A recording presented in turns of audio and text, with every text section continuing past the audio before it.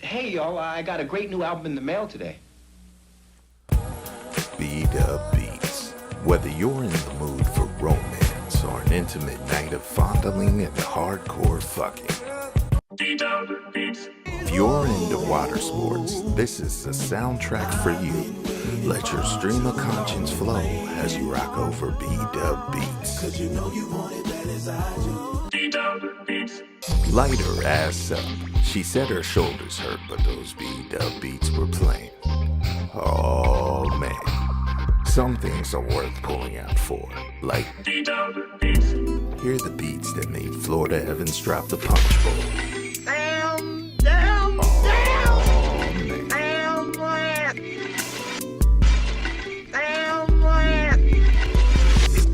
D-Dub Beats. Fantastic album, man. Let me borrow it. No, my brother. You got to buy your own.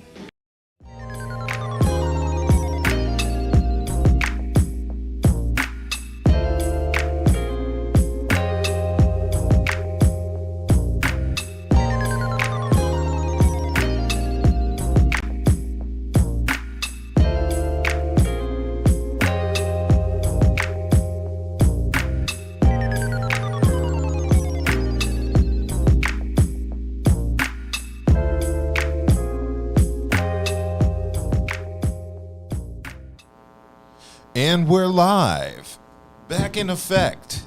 It is the effing podcast, and it's a very effing Saturday. I am B-Dub, and I'm going to try my best to make it through the show. I'm not feeling quite and all my dubbiness. Hassan, a.k.a. Alpha Dog, woof woof. Yeah, that's Hassan standing up in front of the camera. Apparently the mic is wrapped up and around a bunch of stuff, and we had to unwrap it and get it right. So we're going to do our usual shout-outs and get the show started. We're going to first give a shout-out to 8th and Fancy for all of your adult beverage, snacks, and needs. Then we got Dank Drinks, the dankest of drinks. Then after that, we have Crimey Dealers. Crimey. Very crimey, very dealerish. And last but definitely not least, the local plug. The Please local eat plug. responsibly. Branson will be joining us in a few minutes, as he said. He's waiting on folks. But other than that, it's been a pretty normal Saturday. It's been the usual Raleigh, July, June, lots of rain, sun, Hot, rain, mosquitoes, humidity, heat. Everything is bad. We've had thunderstorms aplenty around here this whole entire week. There was a tropical depression that made us all sad. But it's bypassed, and we are good. Shout out to the chat, everybody watching. If y'all got any comments, please put them in the comment section as we do our show. And always please remember to like, subscribe, share, and just basically interact. Yeah, we need that. Yes, we need that. indeed. So, I wanted to get started on the show because there was some info fresh off his federal case that he beat. Diddy and his name is back in the news. This time, Diddy is being sued by a John Doe rapper who claims that Diddy jerked off on an old shirt that belonged to Biggie Smalls. Right. So apparently this dude named John Doe alleged that in September of 2020, Diddy pressured him to take ketamine while he was at a listening session for a Biggie project. And I don't know about you, but everybody's cool stories always start with, so I was high off ketamine. Actually, I don't know anybody who's taken ketamine before, so I'm not sure of the effects. I'm not sure if it's supposed to make you chill, if it's supposed to be an upper, a downer, or what the fucker. But it's definitely some not normal dude shit. If I hear dudes taking ketamine, I might be a little hesitant to hang with them. That's not a drug that we normally deal with. But besides that, he claims that he claims in the suit that Diddy and a few others went to a warehouse in L.A. where Biggie's clothes were being held in storage. Now, why were they being held in storage at this point in the game? I don't know. They should have all been returned to his loved ones. Right. And all of his possessions.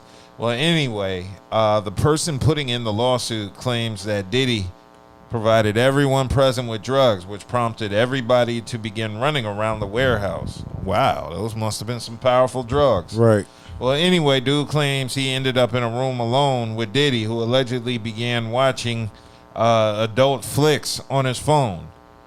From there, the man alleges that Diddy grabbed one of Biggie's old shirts off a rack and began jerking off in front of him. Now, why he stayed, I'm not sure, because if I saw somebody do that, I'd say, I'll let you have some alone. Well, first I would yell pause. Right. And then after that, I would say, I'll let you have some alone time. From there, he claims Diddy finished off into the shirt. And he said it was before he could react. So I'm wondering how long that was. Because dude said this must have happened immediately. Because dude claimed that Diddy did this right in front of him and finished before he even had a point to react. So that was some pretty fast reaction time on Diddy.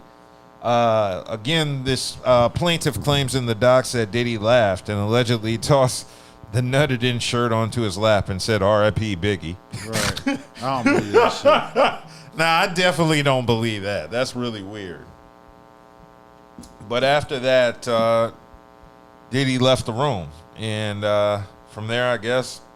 I don't believe that. I definitely don't believe that. That sounds weird as hell. Like, let me go jack off into my dead homie shirt and let me throw it at you. Right. And then after that, I yell R.I.P. to the dead homie.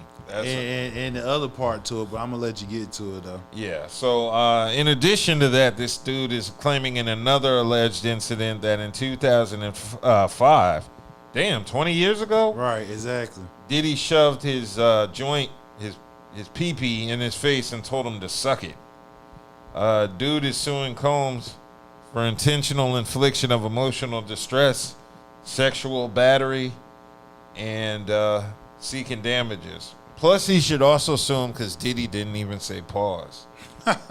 That's an extra. Like, let me get that shit, nigga. Yeah, that's an extra $5,000 to $10,000 for that shit if Diddy didn't say pause. But in a statement, Diddy's legal team said the trial and acquittal on those RICO charges and trafficking proves what we've been saying all along. False. Diddy never assaulted, sexually assaulted, or trafficked anyone. Sex trafficking. Exactly. So get off his nizoids. Yes. They said Mr. Combs will not back down. Well, I mean, I'm sure the people at the Freak Off found that out. And will fight it. He will fight for as long as necessary to win his full vindication. So anyway, in addition to that, this new lawsuit claim it comes after a week after his being found innocent. So even though he's free, he's not yet free, neither physically nor financially. And it does look like Diddy's hearing for the sentencing is set October 3rd. I think he'll be out by the first of the year. Oh, yeah, I'm sure he will. Yeah, Diddy won't be serving life behind bars. Nope. He's facing still a dozen lawsuits accusing him of a range of different misconduct and other illegal All activities. them lawsuits will not get, they will all lose. Yeah, this lawsuit definitely sounds made up. Just the actions alone. Because the thing about it is, if it was something to it, why you wait till after the trial was over with? More importantly, why didn't you react when he allegedly pulled his joint out? What it was saying though, that Biggie Small's son, CJ. Oh yeah, there was some more information. Yeah, in go ahead. relation to that. So yeah, apparently Biggie's son CJ was supposed to be involved in it. Yeah, so it looks like he's saying that C.J. Wallace was acting as a henchman during one of these sexual assaults. And it looks like, according to the complaint, Biggie's son was among the group of men who lured him into Revolt TV's location in 2020. And held him down. Where he says he was ambushed and led to another room where Diddy was waiting. As John Doe was held by others, he claims Diddy attempted to stuff his penis into his mouth. Wait, this happened in 2020, he's saying? But I thought it happened in 2005 originally. See what I'm saying? So one time, I guess in 2005, Diddy pulls his joint out and says, suck it. And I guess the guy is like 15 years later.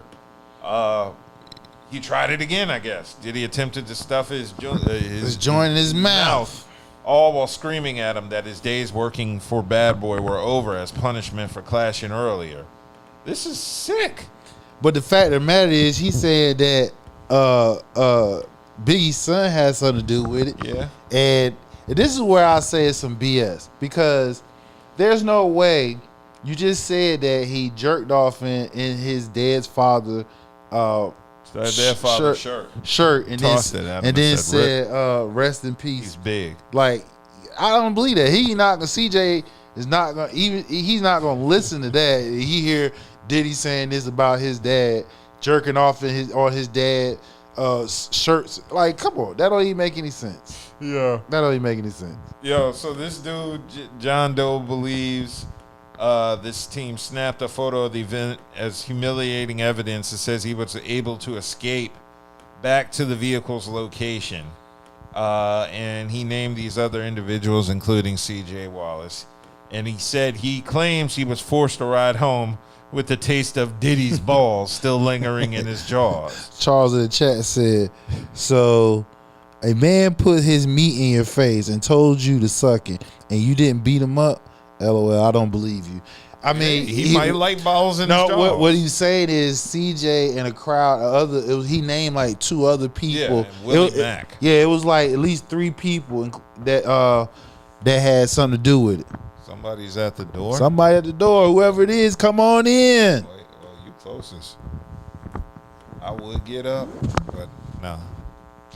So, yeah, somebody's at the door. So it looks like. So this latest lawsuit is claiming the abuse peaked a few days earlier with the Biggie T-shirt incident and another sit-down meeting where Diddy allegedly told John Doe out of the blue that he was going to fuck the shit out of him and groped his genitals. Whoa. So let me get this straight. Diddy grabbed this man out the blue, told him he was going to F the S out of him and groped his genitals, and I guess the man still stayed. Anyway, he also claimed C.J. Wallace, Willie Mack, and others had promised more business opportunities as restitution for his issues with Diddy, but it all turned out to be a ruse to get his booty taken. God damn. So John Doe is pursuing damages from C.J. and all the other defendants. And Diddy's legal team is telling TMZ the RICO charges proves that all this is fake. So what we have here is a gay man who was around some gay shit once, and then he decided to stick around for the next 15 to 20 years, which really kind of weirds me out to begin with, because why would you hang around somebody that volatile if you ain't want to smash?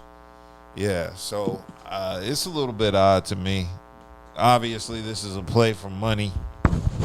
Bullshit. It's a bullshit lawsuit. Bullshit lawsuit. That's what it sounds like, and I'm call it like it is, because, like I said, if it was something real about this, you would have dropped. Matter of fact, the day Cassie dropped hers, you came right after that and dropped yours. But you waited till he got found not guilty on 2 of the most serious charges. So anybody who comes at him after that talking about some bullshit, that's exactly what it is. Bullshit. You trying to say it happened 2 times. Yes, 2 times. 2 times. Like, come on, man. Y'all guys to do better, man. For real. Yeah, in addition to that, Faith Evans is being sued by the estate of Valletta Wallace for allegedly hoarding the proceeds from a $100 million sale of Biggie's catalog. So it looks like, excuse me. Yeah, get ready to hear a lot of that.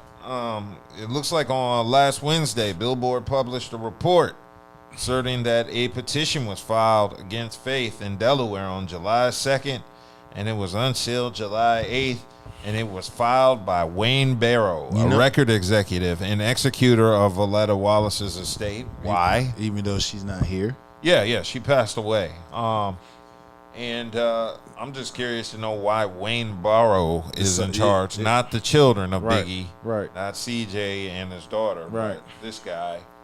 And it looks like the petition states that Wallace managed an LLC holding of Biggie's assets after he passed away in '97, and then before her passing in February, she negotiated a transformative sale of half the portfolio to this guy. So the deal was reportedly worth $100 million, and it reportedly gave a stake in the rapper's catalog's name, image, likeness, and rights.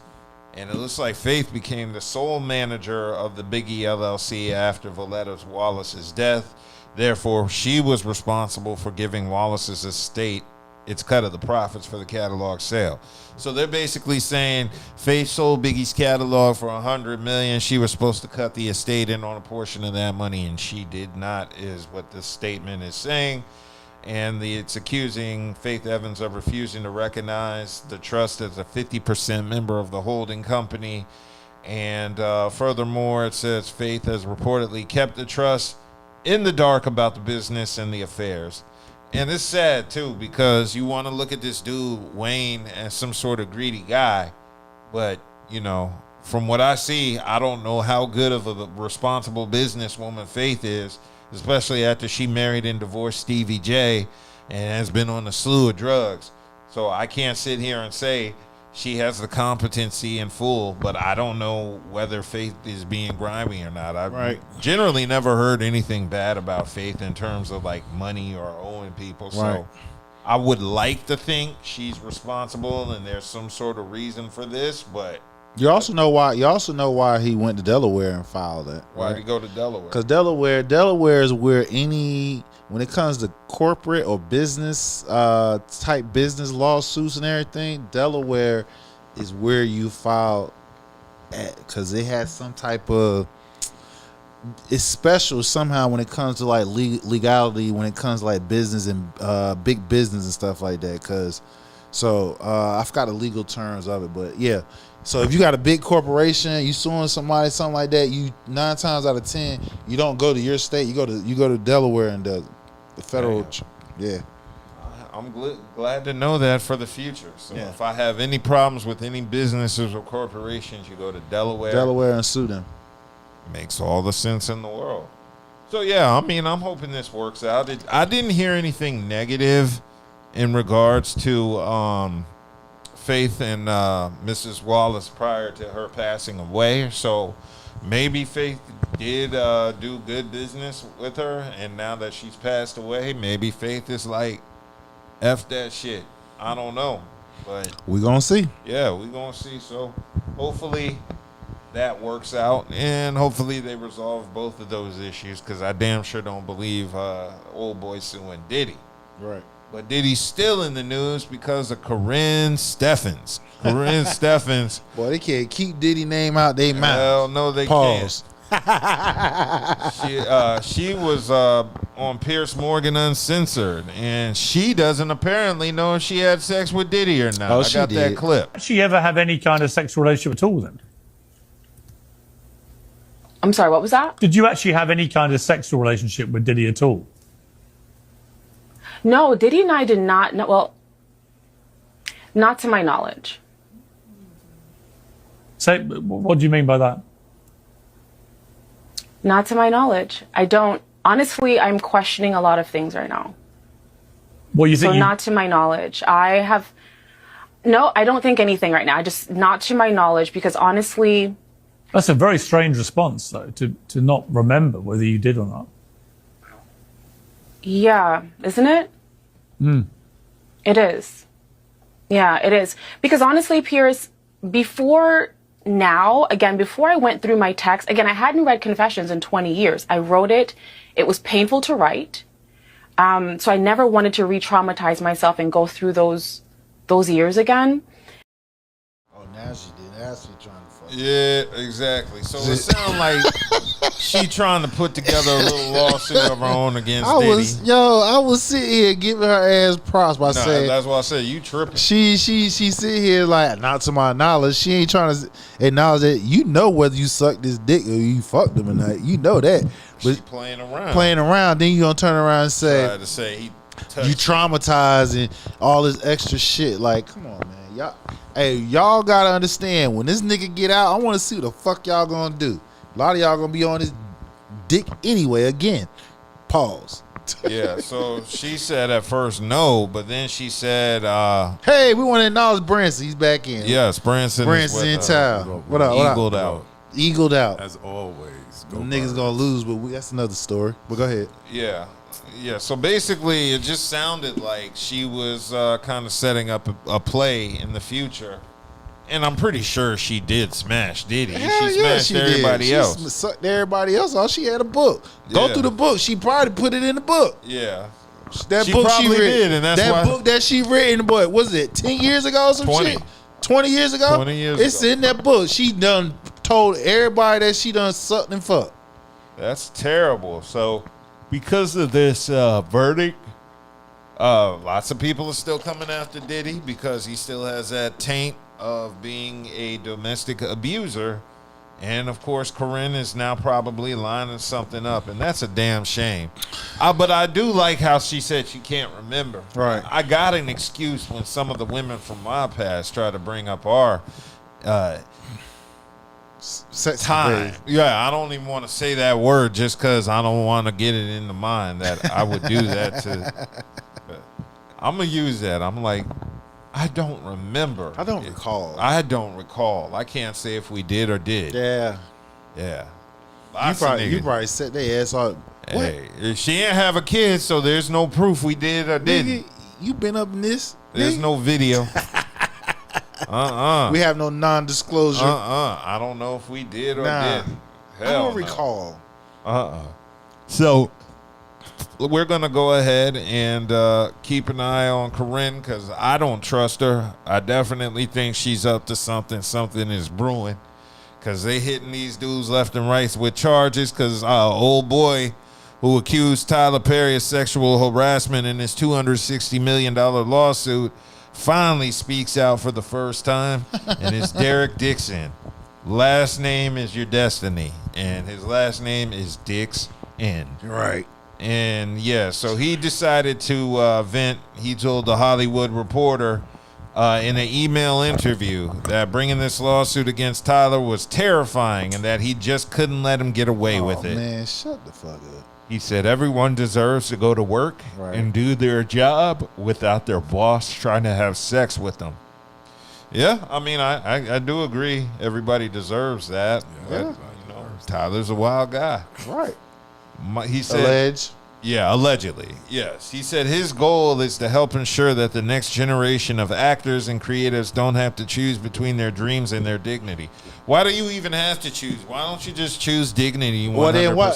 First of all, if you are looking out for the next generation, right? The next generation meaning you will do this: call the police, press charges. Mm-hmm. They do their investigation. The investigation is good enough. Go to court. If everything in line like you said is, he'll get convicted.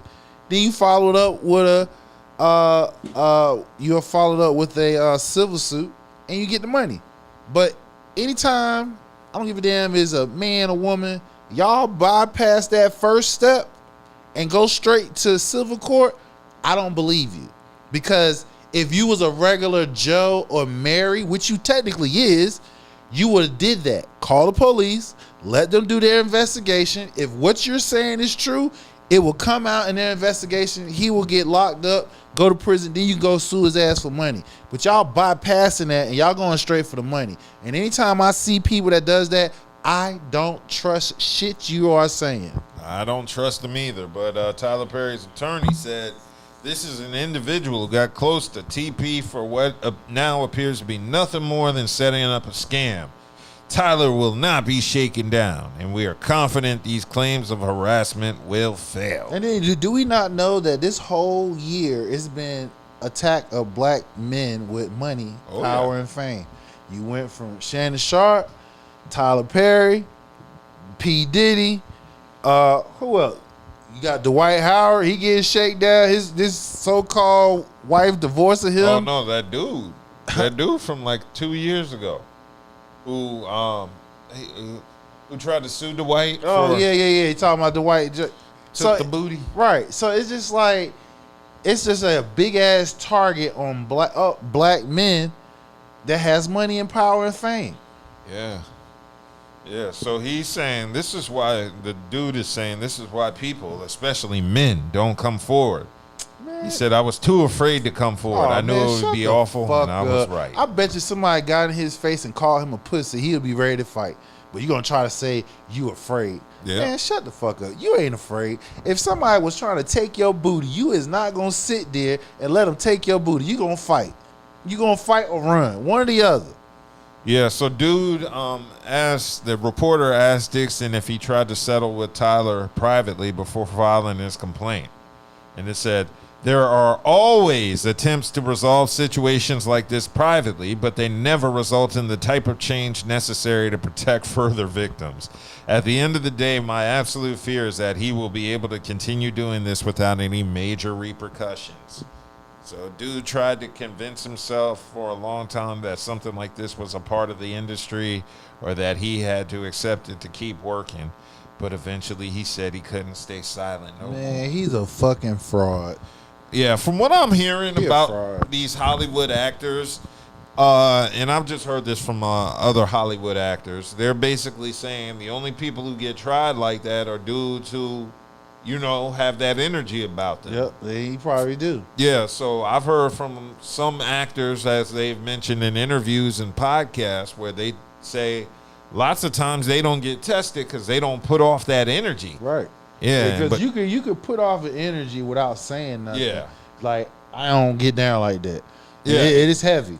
Yeah, you know what I'm saying? exactly. So I know for a fact because I've been around men that was either bisexual or they were gay, and they probably looking at me some type of way, but I put that energy out like I'll smack the shit out your ass. Don't fuck with me.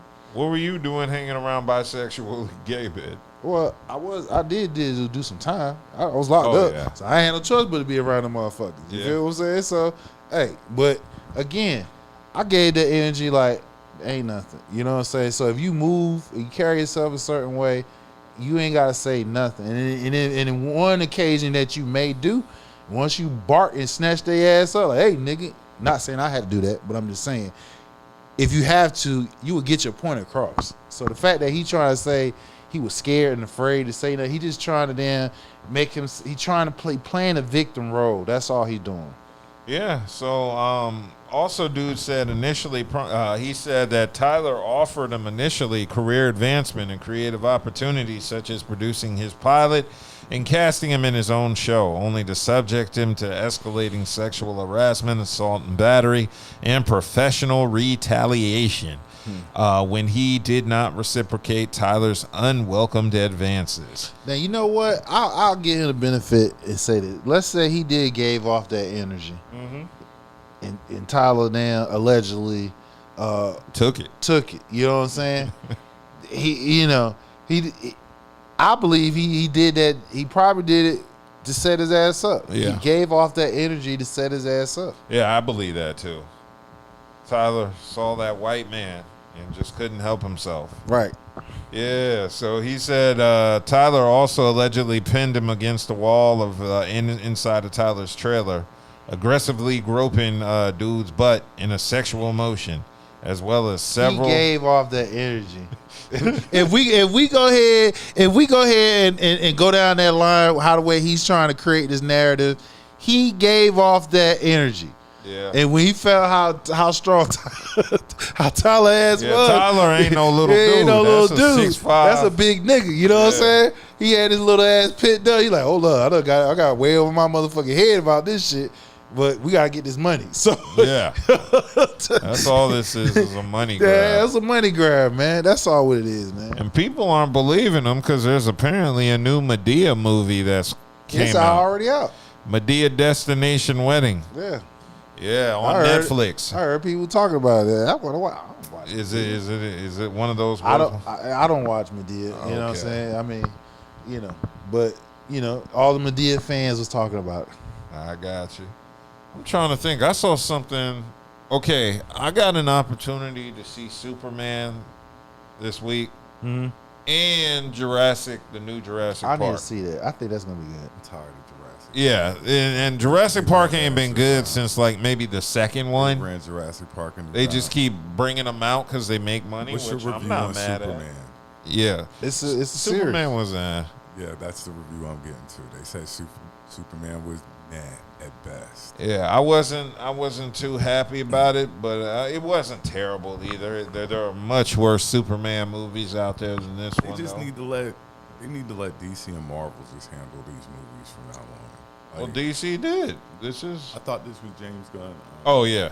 Well, I mean, I don't. You don't want to let DC handle it because they don't want to make sure it's not too woke. Yeah. But they just like give us better movies. Like DEI version. We're waiting on the Fantastic Four movie since they seem to be hyping this shit up, especially if they're selling an $80 fucking popcorn bin. What about the other Marvels that came out? I never heard of them. Which one? Not the Fantastic Four. What was the other one? They got Thunderbolts. So I think they call it Thunderbolts. I heard it was good, but it flopped.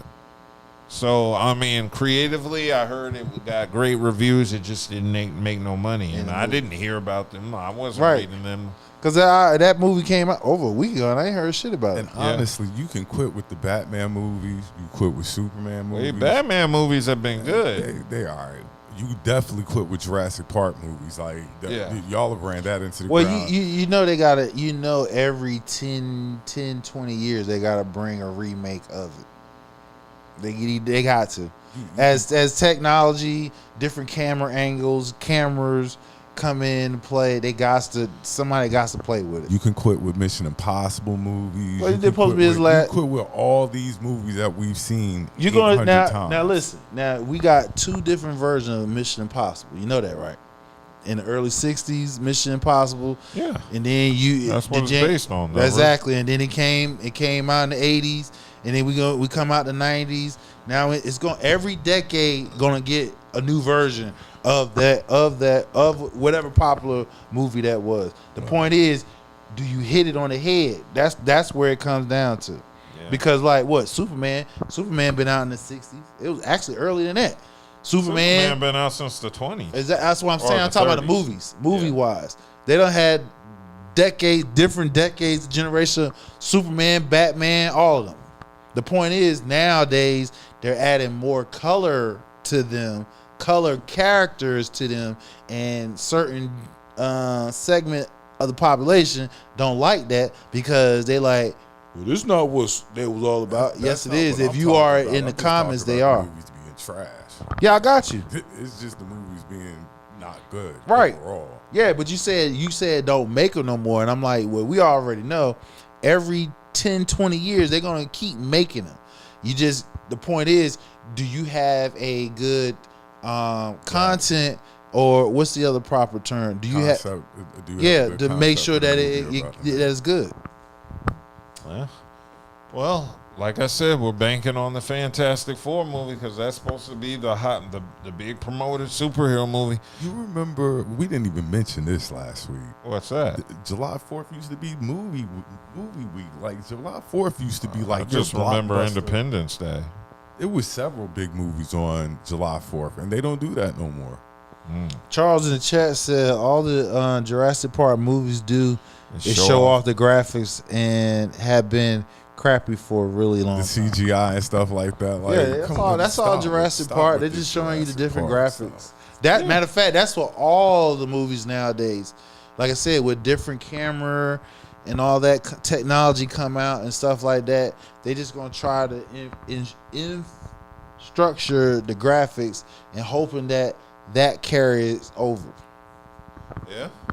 Well, I mean, that's generally how summer blockbusters work. They're not necessarily the best movies, but they're just very big on graphics and special effects and action, and that's really what you want to see in a summer movie. You really don't care to.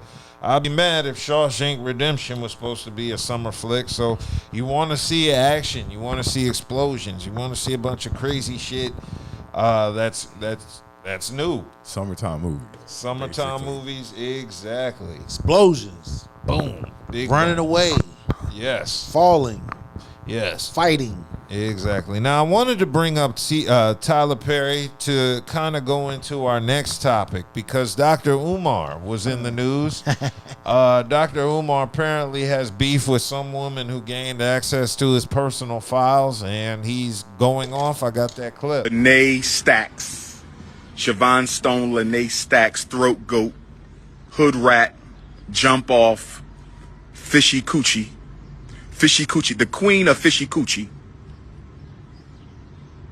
I believe she may have taken information regarding the bank account of FDMG and my personal.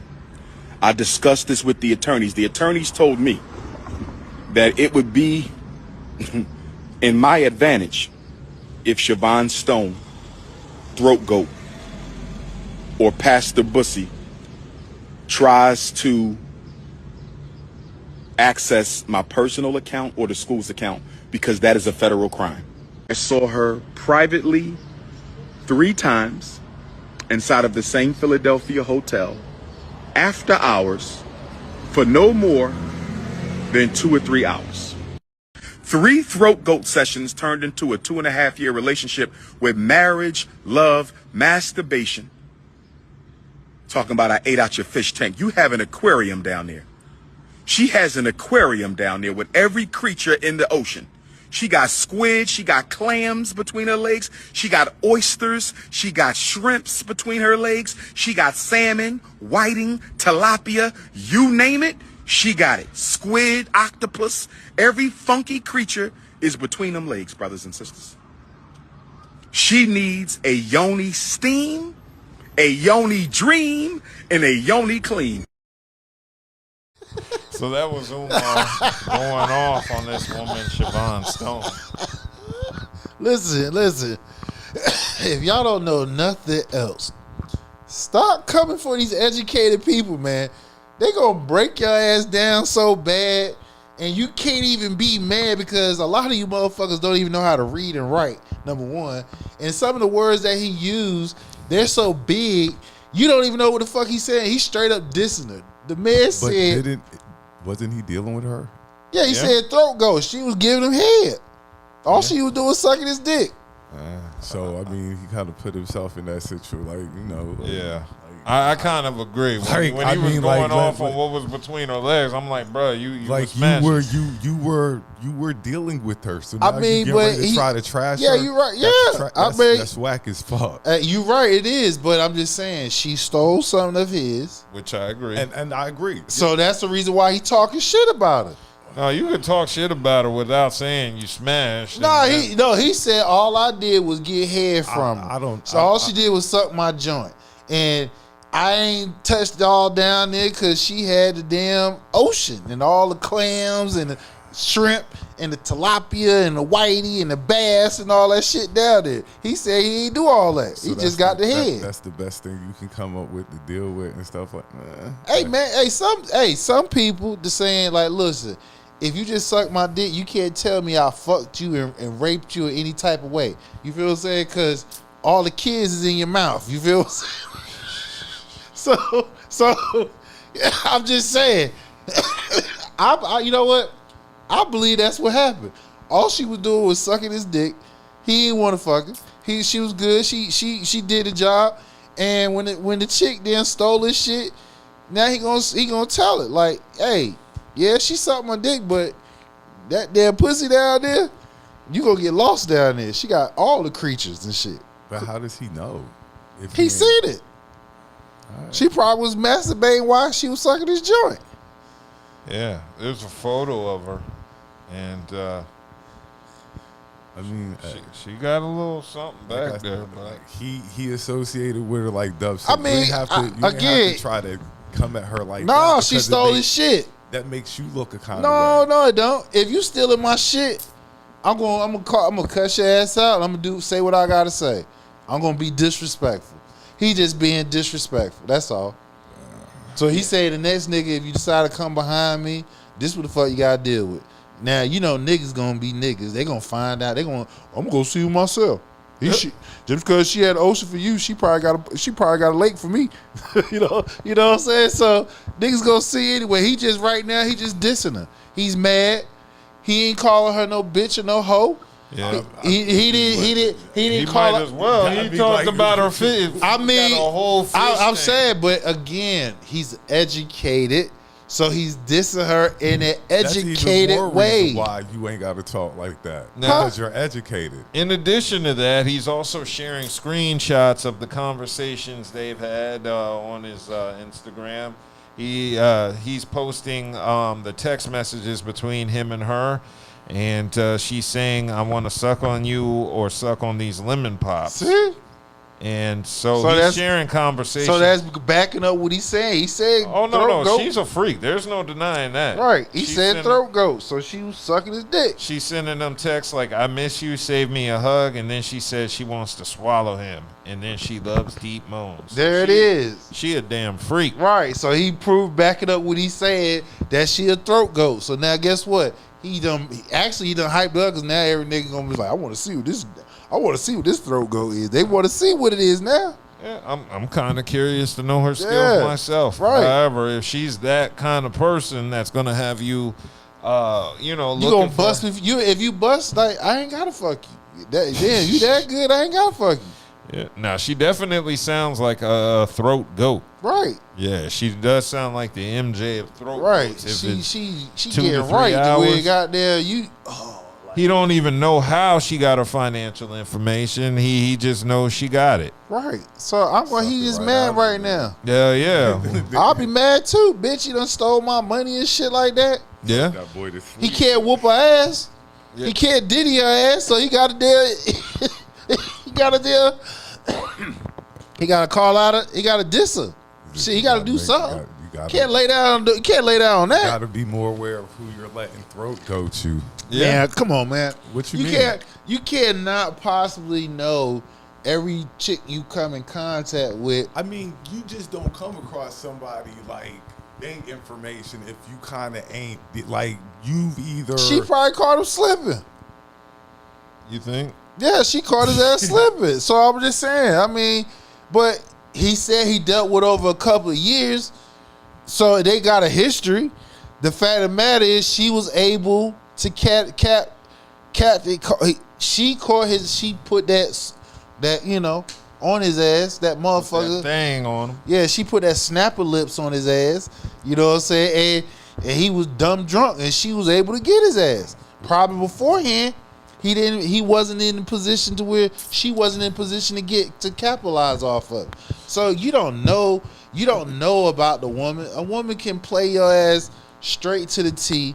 You know what I'm saying? And especially if she has a hidden agenda. That you've been dealing with this chick for how long? He said a couple of years. Not once? No. Not once. I believe it. Well, nah, I don't believe it. I believe it. I don't believe I believe it. I don't believe. You've been dealing with her for a couple of years. Now, he wouldn't know about the fish tank. Now, listen. I'm going to tell you. Look, just follow me right quick. This is the reason why I believe that I can believe that he didn't fuck her. Because if you are somebody who's at the top of your game or whatever it is, you riding, that's a natural high by itself. You feel what I'm saying? Mm-hmm. So anything that comes on in between that, it's a bonus. You don't have to go out of your realm, go too far to get something, whatever it is that you want. So if this man is getting props off of what he's doing, he's successful as far as what he's doing, he's a human being, so yeah, he need to let off a little steam and shit like that. So he come across somebody who neck is off the chain to where he doesn't have to fuck her. I can actually believe that. I don't believe that, but that's just I can believe that. You got some high lifestyle. You got some high end. You got some high end. I wouldn't say high. Well, not say high end meaning, again, you reach your whatever is your goal in life. It is you done reached that. You're successful, like whatever. So again, this is just something just like, oh yeah, I can actually see him. This nigga just all she doing. He probably just let her suck him off. He probably got another chick that he fucked. That could be possible. Now, Charles said, so she's not trustworthy enough to sleep with, and you won't really deal with her, but you're okay with getting drunk and falling asleep with her. That's crazy. I mean, that's a point, too. All right. I mean, she caught him slipping. Umar, to me, ain't the most thoroughest of brothers. He's always catching himself slipping, and especially when it comes to women. There's always some shit going on with the woman and him. Whether it's Sukihana hanging with him, that prostitute he was overseas with, allegedly. Right. She sells it. He's always caught sleeping. Yeah, he's always caught slipping because by a chick. Because like I said, he this is where he gets caught up in, is the fact that he's blinded by his presence, his achievements, who he is, that he can actually win somebody over or turn somebody over female wise to what he wants.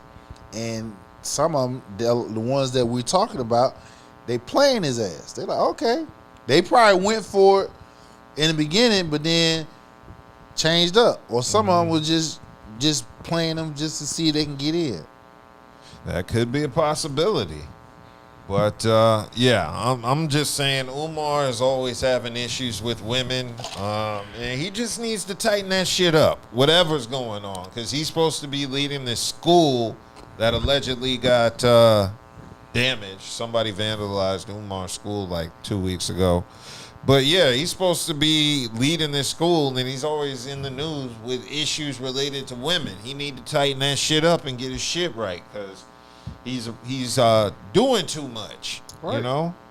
I personally view it that way. But moving right along, somebody else got called out this week, Cheyenne Bryant, Dr. Cheyenne. I'm using her stage name. And Paul Pierce went fucking shell on Dr. Bryant. That shit funny. Pressed her. He gave her a thorough interrogation. I love that. So former NBA star Paul Pierce. We all know Paul. Former NBA champion Paul Pierce. Yes, that's how you need to refer to the Eagles too from now on. Nah. Okay, go ahead. Well, anyway, he had his Truth After Dark show, and he had Dr. Cheyenne Bryant on his Truth After Dark show, and he just sized her up on some real nigga shit just to figure out who she is and where she's going in life. And I got that clip. Or do I?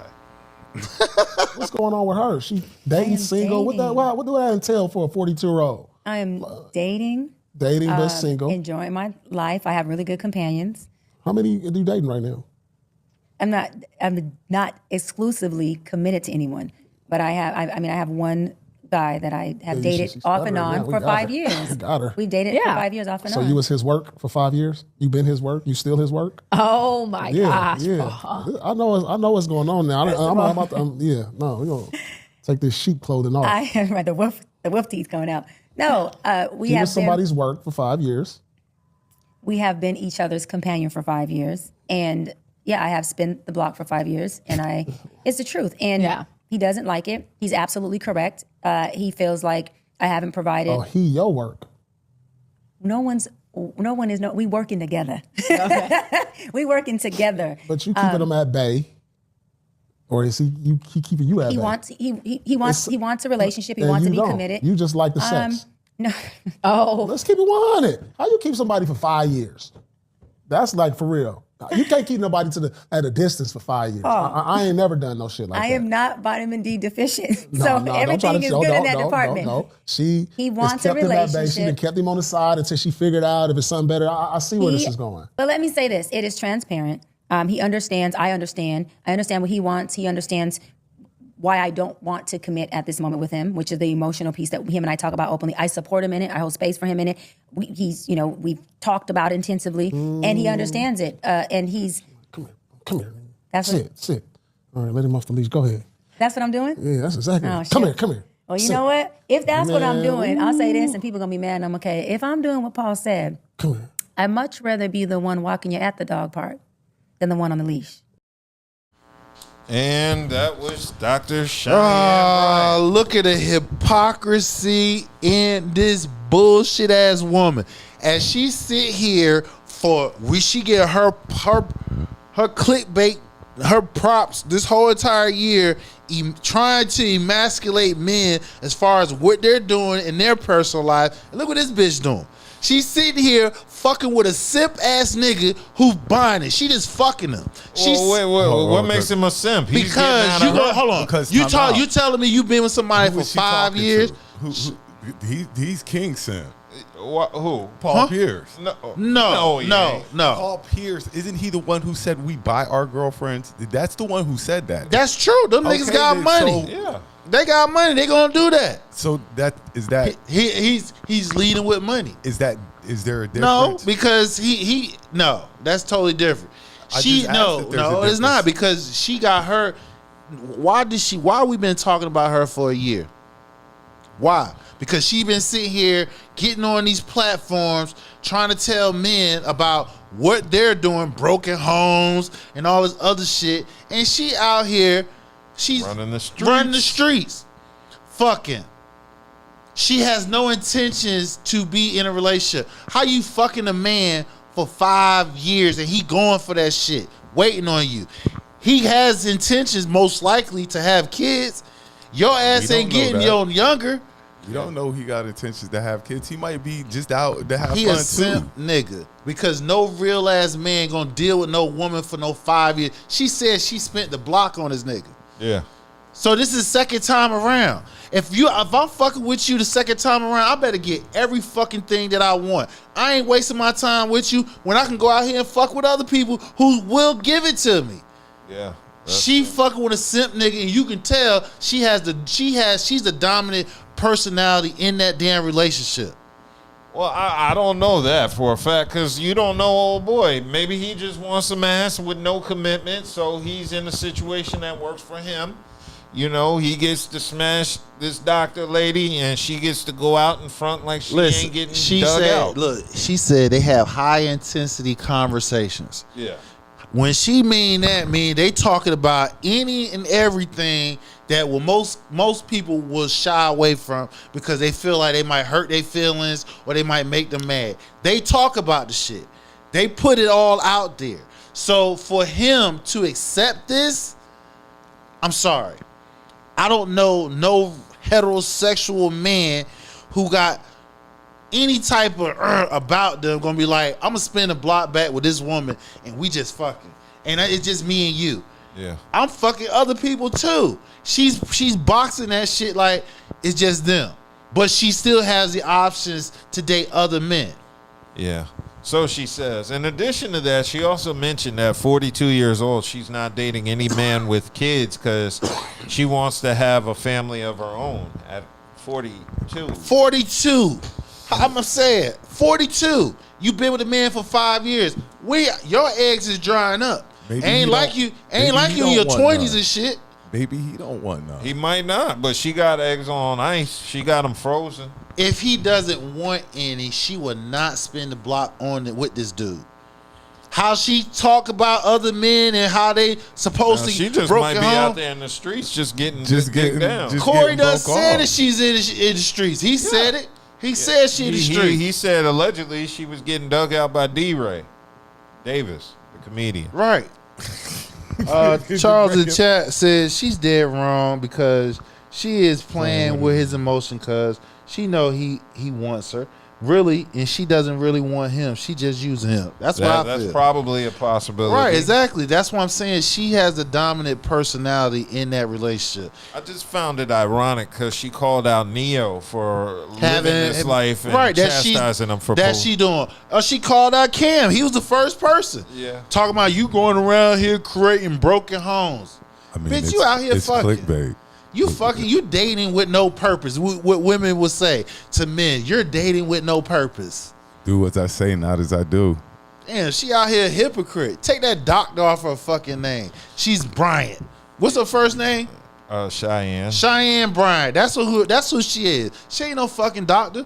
That ain't stop giving these people titles that they have not correctly earned. There's already been fact check that the terminology she uses and how that's not how a doctor moves. Yeah, well, in addition to that, from my understanding, where she got her degrees from is not an accredited university currently. So it's not to say it might have been accredited when she was there. I just call her Dr. Bryant because that's her stage name. You know, Man, Snoop listen, and Dre drop a she song. out here fucking. Yeah, man. This is what I'm saying. Stop speaking on other people's relationship because number one, everybody doesn't rock the same way as we can tell.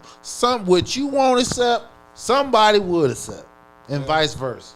Well, I'm not opposed to people giving relationship advice, assuming they have the experience. It's the judgmental point she stands from, where she's calling out dudes like Neo for not being in marriages and having this polyamorous lifestyle, and she just went off on him about his choices and how he does his personal life. So I just found it ironic that she, who was somebody so judgmental on the life of men, is leading the same way. Saying she running, but I'm not surprised. Shit. Most of these people on YouTube do that. They give advice, and they are the problem. I see lots and lots of women in the manosphere talking shit about other women, but they single moms with 2 kids.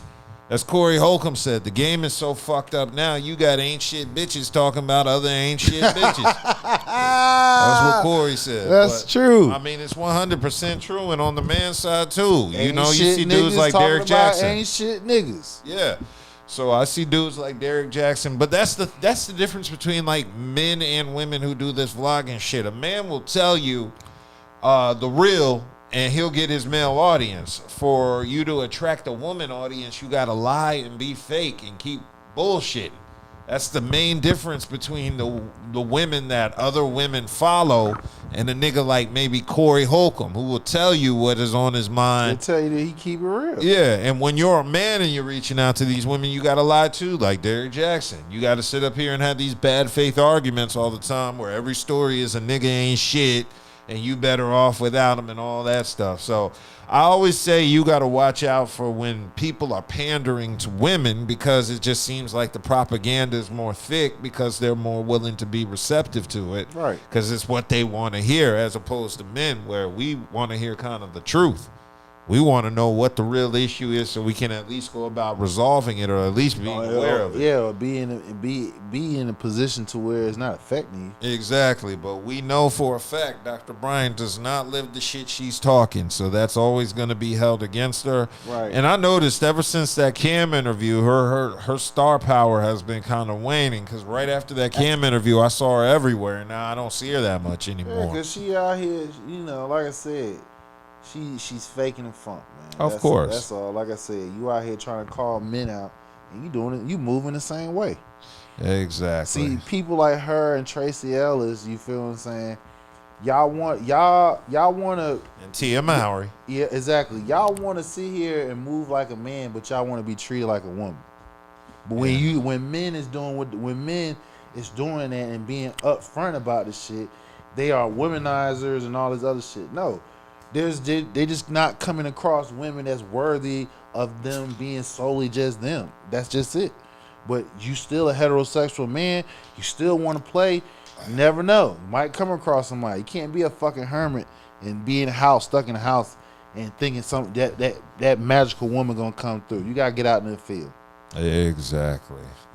Yeah. So while we're on black women, I want to shift it a little bit more. I don't know if this is negative because of the original issue, but it's positive. But it is our main topic.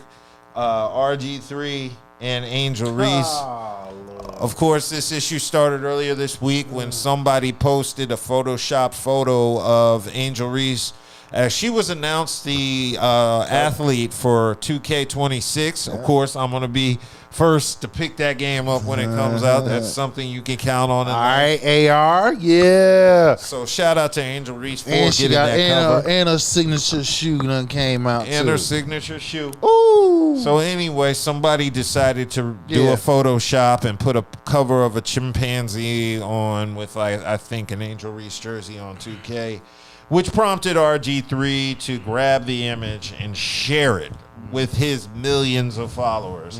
And under it, he had a caption. I got it right here. It said, "All right, this has got to stop. There's no place for racism in the world, whether you like a player or not. Angel Reese should never be called or depicted as a monkey."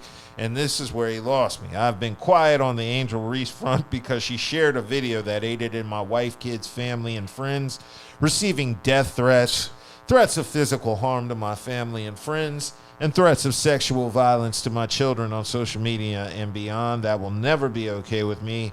I never attacked her or her family when I stated and backed up with clear basketball evidence that Angel Reese hates Caitlin Clark. It's sports. Everybody won't like each other. People in Angel's inner circle told me I was right. And Angel Reese has grown to hate Caitlin Clark because of the media always asking her about Caitlin and being constantly compared to her. So basically, RG3 wrote 4 paragraphs. One was asking He's to stop, saying denouncing racism, and then the other 3 And then were you talking shit about talking Angel. shit about it.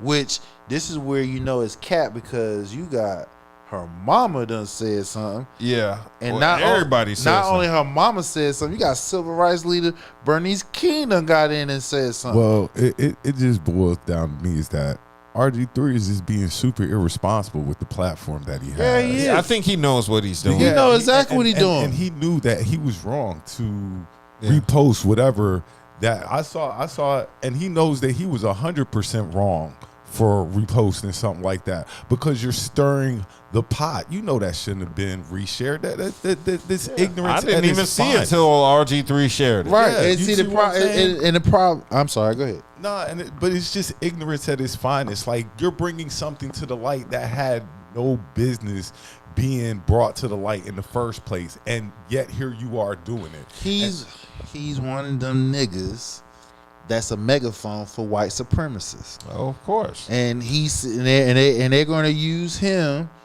That's why he's not in the league anymore. He's not on any Fox or any of them shows anymore. So how he got to get his money? He got to get like, so now these white supremacists going to feed him his money. He going to play passive aggressive. Like, you going to sit here and say her inner circle came and talked to you when mama done came out and said, that's cap. Yeah. And said her inner circle is so tight, she know for a fact ain't nobody came and talked to you. And then on top of that, when you got a civil rights leader, Bernice King, get involved and said she told you to reach out to Angel Reese, like, bro, you doing too much.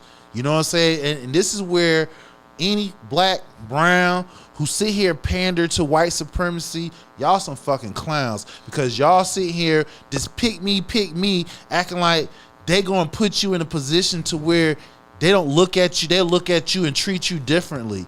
You a fucking soft ass motherfucker. I mean, and that's the reason why you are where you are. It's different when we sit here and we pick apart Caitlin and Angel on the basketball court. It's just basketball. It's just basketball. But when you come with stuff like this, you know that because you know there's going to be backlash. You know as soon as you post this that there's going to be some type of backlash. But backlash brings money in, and bring recognition. Backlash. Clickbait, like you say, brings money and recognition. They took that page out of Dan Trump's book. I lost a lot of respect for him by doing that one. Yeah. That one was really corny. I lost respect for him the first time. Like, you don't know this woman. You don't know neither one of them personally. So why is you trying to comment on her mental as if you know her? You don't know her. Yeah. So I really don't understand why he made the tweet about himself, mentioning his family and all that, especially when it's probably died down at this point from the original issue. He's probably not receiving any of that from the first time. Yeah. So, as you mentioned earlier, Angel Reese's mom, Angel Webb Reese, denied RG3's claims in response on Twitter, or X, and said that the narrative that her daughter and Caitlin Clark hate each other is just made up beef and it's coming from the media. She asked that people stop with the lies And as you mentioned, she said her daughter's circle is so small and tight. God damn, that sounds sexy. I wouldn't be surprised if her and Angel have talked and stuff like that. Like, I'm sure this is just the media now, because something like this just can't keep going on, especially in today's social media age. I'm sure these two women have met up and talked at least once. Man, they done played. They played against each other all through AAU. Yeah. That's what I'm saying. So they know each other. The point is, like I said, yeah, they probably cool with each other. The point is, the reason why I'm just gonna be real. Caitlin Clark, as popular as she is, because she's used as a Trojan horse to attack black women. Of course, black and LGBTQ women. That's what Caitlin Clark is being used as a Trojan horse for that.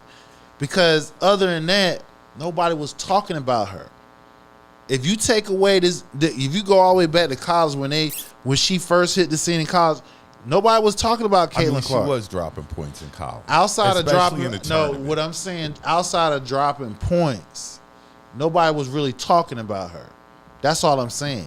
She became a megaphone when Angel Reese did this. You can't see me. Yeah. And look at her. All that shit happened. Everybody white that had a platform had something to say. So then, like I said, we compare the seasons now, right? Is the white savior doing anything? No. She's hurt. She's on the bench. She's hurt with a hamstring injury. Then when she play, her numbers is not good. But my thing is, I don't like when you talk about Caitlin like that. Like you try to disparage her as well. No, I'm not. I'm just saying. Anytime that she's not doing that great, you jump up to like, because everybody keep trying. No. She had 20 points tonight. She had a good game tonight. Old girl got busy tonight. This the first game she got busy. All the last 5 games she been not good. But because she coming back, I'm gonna be fair. She has been injured. She had a hamstring injury. Got you. So as of now, her sophomore, they about halfway through the season, and she's not been good. She has not played good. Meanwhile, AR been balling. She has. She's been balling. And she doesn't have. And she doesn't have what we call the sophomore slump. She has expanded her game. Everybody was talking shit about her last year, talking about a lot of those rebounds she got because of missed shot that she missed her own. She's sitting here, almost got triple double. She's filling the stat sheet. Now, it hasn't converted over to wins, but as far as an individual, she's been balling. Yeah, and people need to give her a prop. We was like, Angel need to spend more time in the gym, and it's showing that Angel has been in the gym a little bit more. Yeah, because she played. Mind you, she played in the off season of the other league, Unrivaled. What's that? Unrivaled. Unrivaled. She's been playing for a minute. So all I'm just saying is, both of them is good ball players, and then neither one of them are Asia. At the end of the day, that's what I've been saying the whole time. We be and Asia is not having and she had and she been injured, and their team has not been playing well. At the end of the day, has been balling. One of them are Asia, and that is true. Yeah, and as you mentioned, Martin Luther King's it's the daughter of MLK, Bernice King, decided to take to Twitter to address this issue too. Formerly known Twitter. Yeah. So now RG3 just followed up with from his original tweets to say, we need more people ready to build bridges between us and not walls to divide us.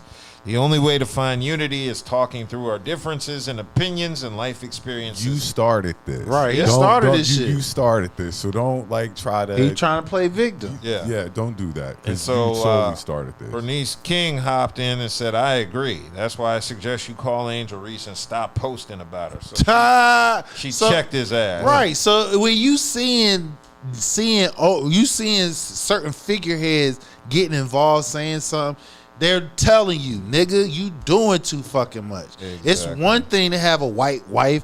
All right, cool. Nobody's knocking you for that. But nigga, stop talking about black women and talking about their mental state when you ain't even with one. You're not the first black guy with a white wife. No, you won't be the last one. You won't be the last but I'm tired of you niggas trying to talk about black women and what the hell they thinking, and you not even with one. And watching this whole thing burn, Ryan Clark decided to step up and step in. Get him again. Get him again. And Clark basically said that RG3 has a strange fascination with Angel Reese. He does. And he also agreed with Angel Reese when he said that RG3 is lying about hearing from inside of her camp. And it says Ryan Clark noted that RG3 had gone out of his way to call out a racist Photoshop of Angel Reese and using it as a jumping off point to discuss Angel Reese, which is, we can agree on that. Exactly what he did. Yeah. Because you could have denounced racism without even posting it. And then he said he overshadowed his point by airing his grievances with Against her from her. a months-old controversy, which I fully agree with. And RG3 is riding the Angel Reese train. Yeah, That's what he's doing. That's all he's doing. Exactly. I just said he's not getting money in the league no more. He's not getting money on any station. So it's his own platforms. So how the way he gonna get viewership and ads and shit? He gotta stir Find the controversy. most controversial topics and run with them. And race is the top number one.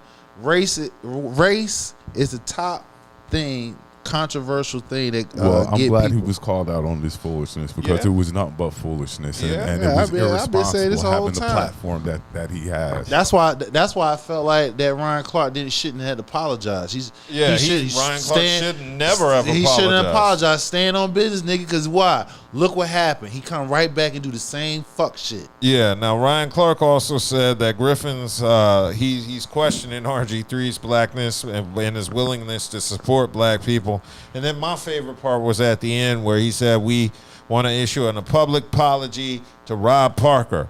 Rob Parker was telling the truth. Rob Parker called out RG3 in his rookie year, back when he was drafted by my squad. Yep. And he just said, is he real or is he a cornball, brother? And He's years later, he's a cornball, brother. find out he's a cornball. He's a cornball. Cornball. He looked like a cornball brother. Yeah. He looked like a cornball brother. Like, he don't be even got to honest. shape up or nothing. That Like, he nigga- looked like a cornball brother. Yeah. Like how you had to go to your sister or your mama to braid your hair. Your wife ain't doing it. Yeah.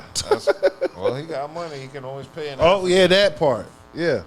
Yeah. So this is more beef between It ain't no all beef. three. Well, it kind of is at this point. If it's two, He's times. creating a self-inflicted beef. Yeah. Well, I would be pissed if I was Angel, which she is. She's voiced her concerns, but yeah, RG3 just on some Because weirdo. she says, because Angel Reese said it's weird that somebody get on this app and lie. It's corny and it's irresponsible. Yeah. And very RG3 lost. Right. I mean, like, whatever he didn't lose before, he definitely lost. Yeah, now man. he can only get a job on Fox. Fox probably don't even want him. No, Yeah, Fox News. Oh, yeah. Oh, okay. They don't even want him because he would have been on one of these shit. You feel what I'm saying? He been off that shit for over a year now. You would think he'd have been back. He's not. Yeah, He's trying to go the route like Shannon Sharp and get that money like how Shannon Sharp, that $100 million contract. God damn. Okay, moving right along. Cardi B's name was in the news. Apparently, people assumed that she and Steffan Diggs broke up because people noticed that Cardi B removed any post featuring Steffan Diggs from her Instagram. She scrubbed the Instagram of him. She's cleaning the Instagram and she's ready to get her Cheyenne Bryant on. But apparently, maybe they're still together. Why are people so? Where do people find the joy? And people find the joy of people misery. And this is so like, and you know, I know Cardi, but people find joy in people being miserable. You want somebody to be so unhappy because they want fucking the BBL happy. rumors to be so true and stuff like that. Like BBL stink. and it just, after a while, even as a guy, I'd be like, leave this young lady alone. Even if they did break up, leave her alone. Yeah. Like, you know, it's kind of corny now that all people do is wish the demise on somebody. We just want to see you unhappy. Yeah, well, that's apparently what they're saying. They're saying that Steffan broke up with Cardi over her alleged BBL smell. BBL smell, and it's been reported that do stink. Well, I've heard that before. I don't know. I don't know. I've never been around. Yeah, I don't know who has a somebody at BBL. BBL, but supposedly they're still going. They you know post. what I'm saying? And then, like, you know, for Offset, like they said, Offset was celebrating it or something like that. Like, my guy, stop, please stop. So Cardi dispelled the rumor on her Twitter Spaces, and she said, "I don't know who made this up. She said, but bitch, that's on you. That's on you. That could never be me. So she's denying it.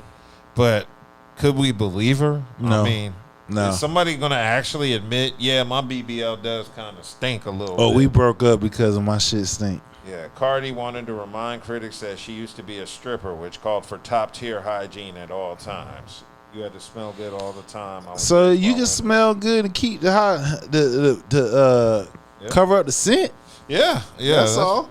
Yeah, you can Febreze. He just caught your ass before you got up and put your smell good. I have no idea whether it stinks or not because I don't know any ladies with BBLs. I don't. So, well, they ain't gonna tell you. Feedback. But I mean, you gotta be around. You can them. obviously see somebody. Well, I guess there's good BBLs. You'd probably be able to notice. I think it'd be kind of noticeable. Like, you know what I'm saying? Like, if she had some type of BBL surgery, like, I think it would be noticeable to me. Yeah, because some of these motherfuckers got some bad jobs. Yeah. I seen a couple in Raleigh had some bad jobs. I've never. Well, I don't. I've seen a couple. I seen a couple in Raleigh got some bad BBLs. I mean, when I say bad, not good. I believe it. At the Dominican club. Oh yeah. There were some BBLs there. It was a couple of bad ones. I'm not proud of that. Raleigh should be BBL free. Well, anyway, Steffan Diggs called cap on the Instagram post, so even he dispelled it. But that doesn't mean there aren't issues between her and Steffan Diggs.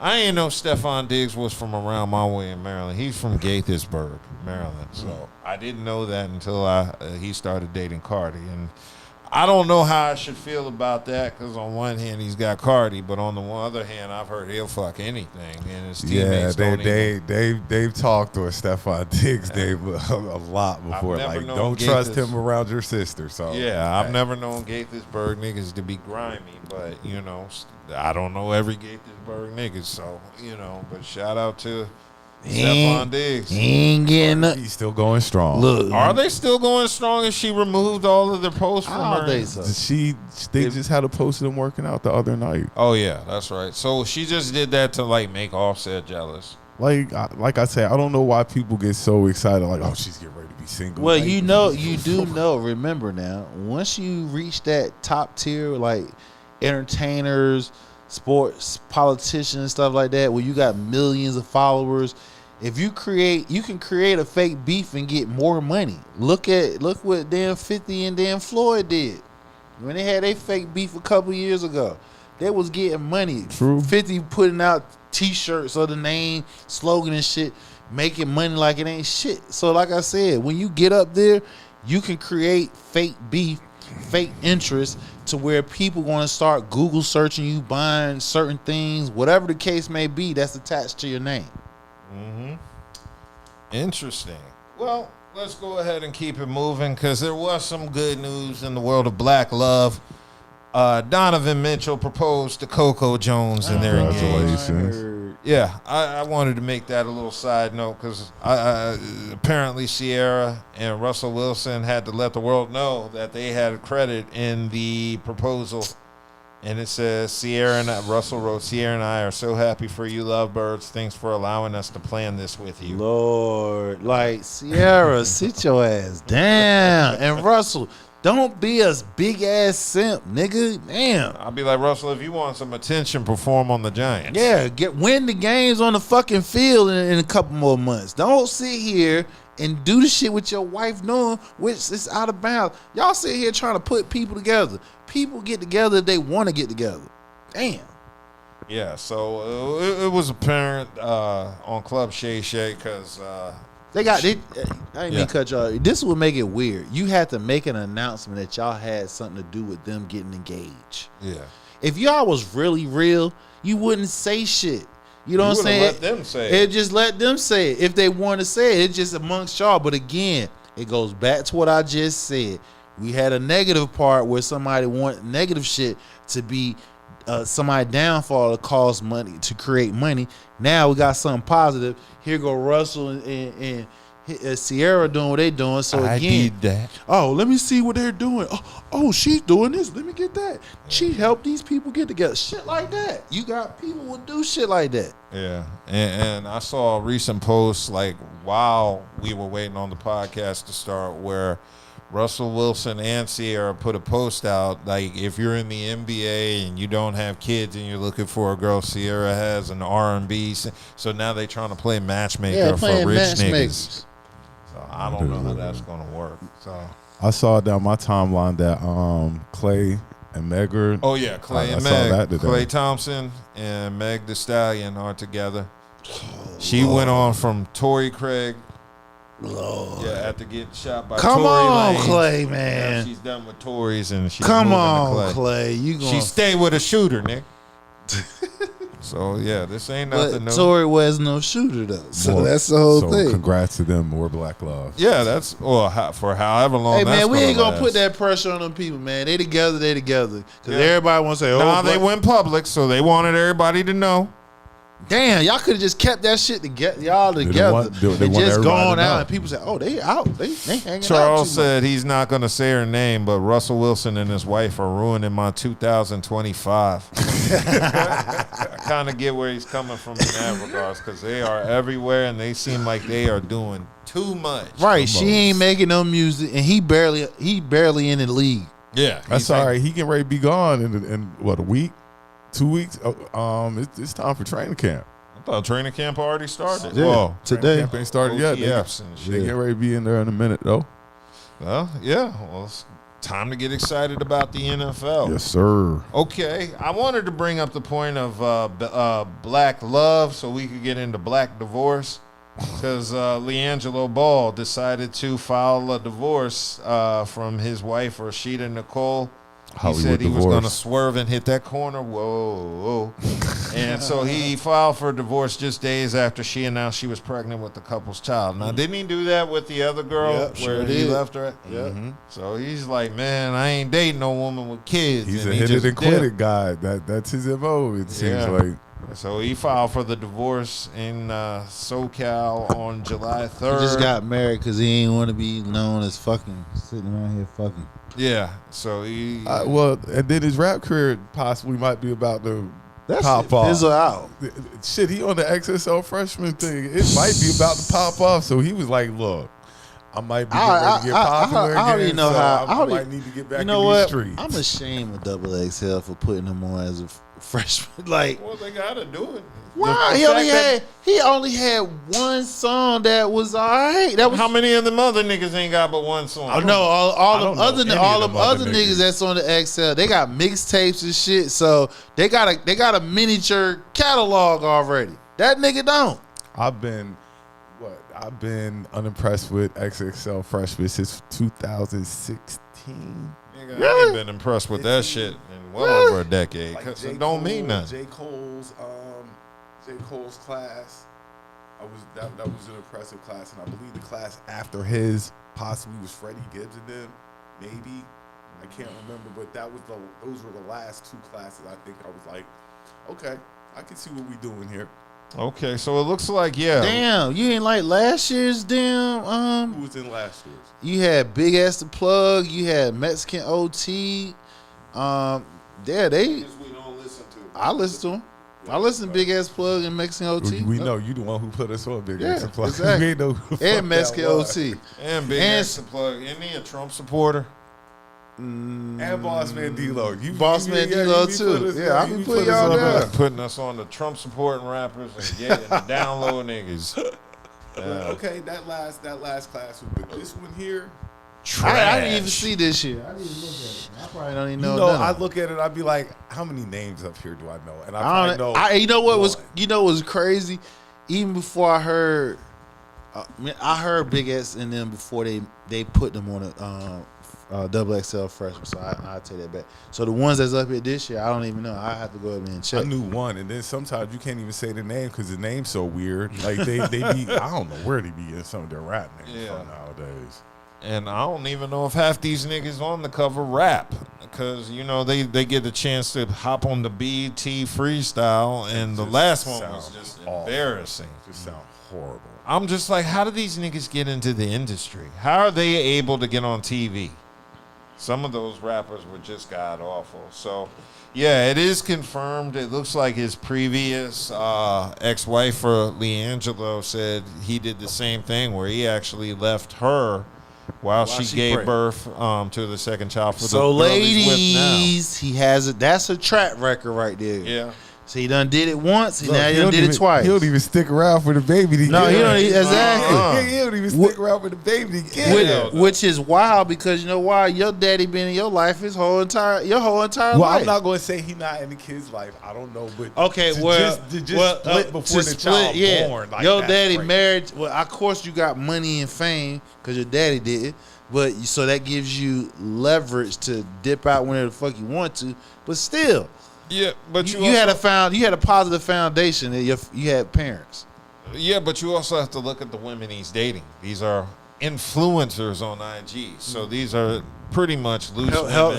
Help boost his ass, his image up, and he fucking. No, vice versa. It's him being with them boosting their image up because they know who LeAngelo is versus these women. I don't know these women. Because LeAngelo's from a higher stock. Yeah. I've got brothers that play basketball. And I did play basketball. I played summer league a couple of, you know what I'm saying? So, I'm from a higher So he's stock. going for low-hanging fruit in actuality, which is fine as long as you're not knocking him up. So And now then he splitting on him. So he said with the first girl, that's 2 kids because he left her when she was pregnant with the second one. Now this kid, so he's got 3 kids. Three kids with 3 for 2. 2 different baby mamas. Hell yeah, boy, he's starting to sound like a Wendy's meal and shit. So yeah, this is not good on LeAngelo's part, but I think it's a symptom of the women he's dating, and he probably don't wrap it up. I learned you can have all the gutter sex you want as long as there's no child being produced. Oh, they want to fuck raw dog. Yeah, I mean, that's cool too if you know how to pull 18 out. seconds of fun, give you 18 years. 18 seconds of fun. Goddamn. Was that Diddy in the warehouse with the t-shirt? I hope it would take longer than 18 seconds, especially if you're going to be paying 18 years. I definitely hope so.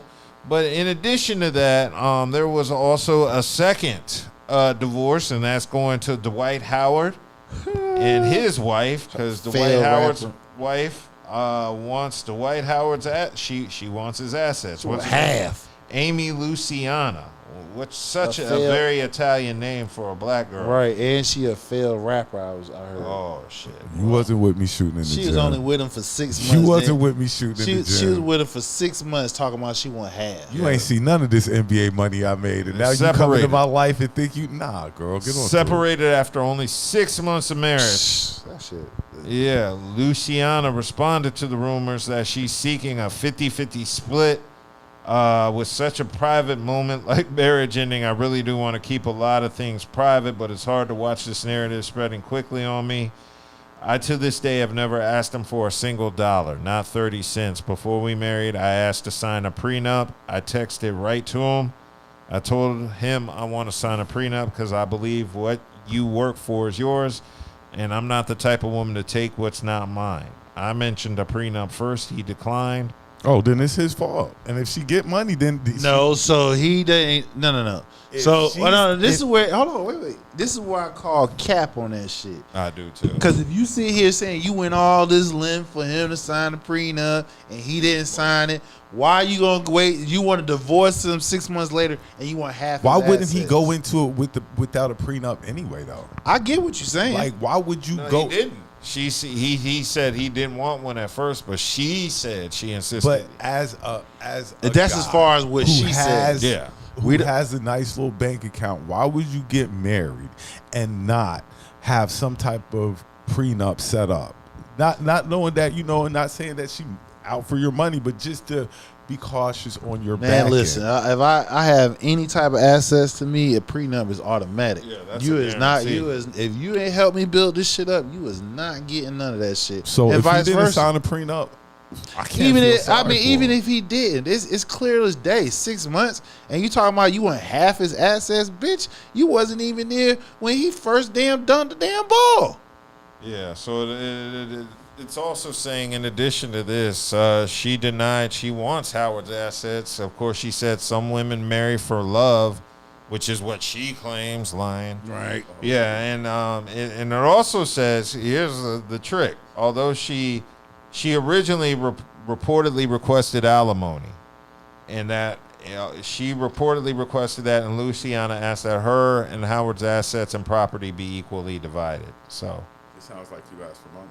yeah, it sounds like she asked for alimony and half of his shit, apparently. That's what it sounds like. That's what you doing. Yeah, so it sounds like she cited her marriage as irreconcilably broken with no prospects for reconciliation. No reconciliation. I want to know what happened in them 6 months to make her say that. Right. I'm sure y'all been together. I'm sure y'all been together at least 6 months to a year before he asked you to marry him and shit, and then all of a sudden, a year and a half later, you talking about, oh, I'm done. Yeah, well, any woman that divorces after 6 months is obviously working some sort of angle or trick. Listen, if you ain't been, I would say this, whether you have a prenup or not, if you ain't been married to that person at least 10 years, you don't get shit. I agree. I fully agree with you. Unless you help them build something. Yeah, exactly. If you help them build it, all right, cool. But no problem. If you ain't helped them build that, if you ain't stuck it out at least in 10 years, bitch, you ain't getting shit. It shouldn't even be a thought. Like, the judge should just right. nah. Go ahead on. Go. Everybody go their separate ways. Yeah. Right. Exactly. He leave with whatever he bought you and shit like that, you keep that. That's all you get. That's it. Yeah. You ain't getting Charles said we were so worried about Travis Hunter not signing a prenup that Dwight Howard just flew up under the radar. And like I said, if he didn't, I don't feel sorry for him because that's a goofy move, especially in these days. Nah, he signed the prenup, she said. So, but she did try to get alimony and a 50 split on his assets because she wanted half equally divided. They said. Now you know damn well you didn't bring equally into that. Your pussy ain't made of platinum, motherfucker. The white don't even care about the pussy. He just care about the asshole. Right. He want booty. Yeah. So we're gonna keep it moving. Keep it moving. Okay. So yeah, we wanted to get into the music section of the show because JD made a special appearance on Fat Joe and Jadakiss's podcast. And they had a discussion basically asking who the greatest group in music was. And JD responded. I got that clip chopped up. Yeah, what's the greatest group of all time? New Edition. Hello. Can you stand the rain? No, but can you? Hello. Now you gotta be delusional to think that you're going up against in a group sensitive. You want to know what's crazy? 2 days ago, we in my pool, right? Friends, family. I brought this up, and everyone said New Edition. That wasn't even a brainiac thing, because you know my favorite group of all time is Boyz II Men, but still, everybody said New Edition. Now let me say this on the show right now. New Edition is the greatest group in music history. Period. They're the greatest group to ever come out. White, black, I don't care what it is. They the greatest group to ever come out. Reason being, everybody went solo and went platinum. Everybody. This ain't happened with the Jacksons. This ain't happened with the Four Tops. This ain't happened with the Temptations. This ain't happened with the Backstreet Boys. This ain't happened with NSYNC. New Edition, they got BBD, they went platinum. Ralph Tresvant went platinum. Bobby Brown sold damn near 10 million records. With Johnny Gill. Nobody in their crew didn't eat. And they all went solo and they all came back. And that was JD giving his take on who the greatest group is. And he said it's New Edition. Over the Beatles, over every other group.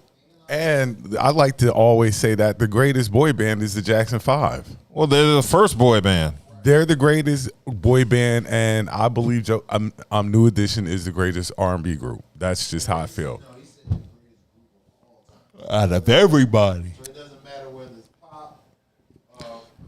In my generation, I agree. Not any generation. Any generation of all time. Since the music industry, I guess, has been invented.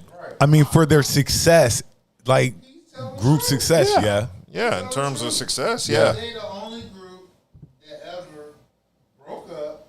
They came together, sold millions of records, broke up. Each individual sold millions, was successful, and came back together and then again. Yeah. Yeah, because they basically encountered every con a group can have, from changing members to drugs, alcohol, women, addiction. Managers. The only thing that hasn't happened, and I knock on wood, everybody's still with us, and still sound body and mind. That's the only thing I can say. That's the only thing I can say that's different between them in terms of like the cons they've experienced as a group. Because, they've pretty much gone through the fire. And I agree from a business standpoint. I can't say in good faith that New Edition is the most talented group just because Ronnie and Mike can't really sing. But that's not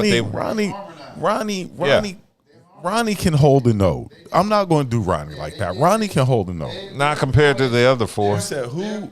Ronnie and who? Ronnie DeVoe and Michael Bivins. They can harmonize. Mike can rap. Mike can rap and harmonize. Ronnie can hold a tune. The other ones can sing. Yeah. They can sing. Bobby. Yeah, he can't sing now. In fact, you could honestly say the one that achieved the least is probably Ralph.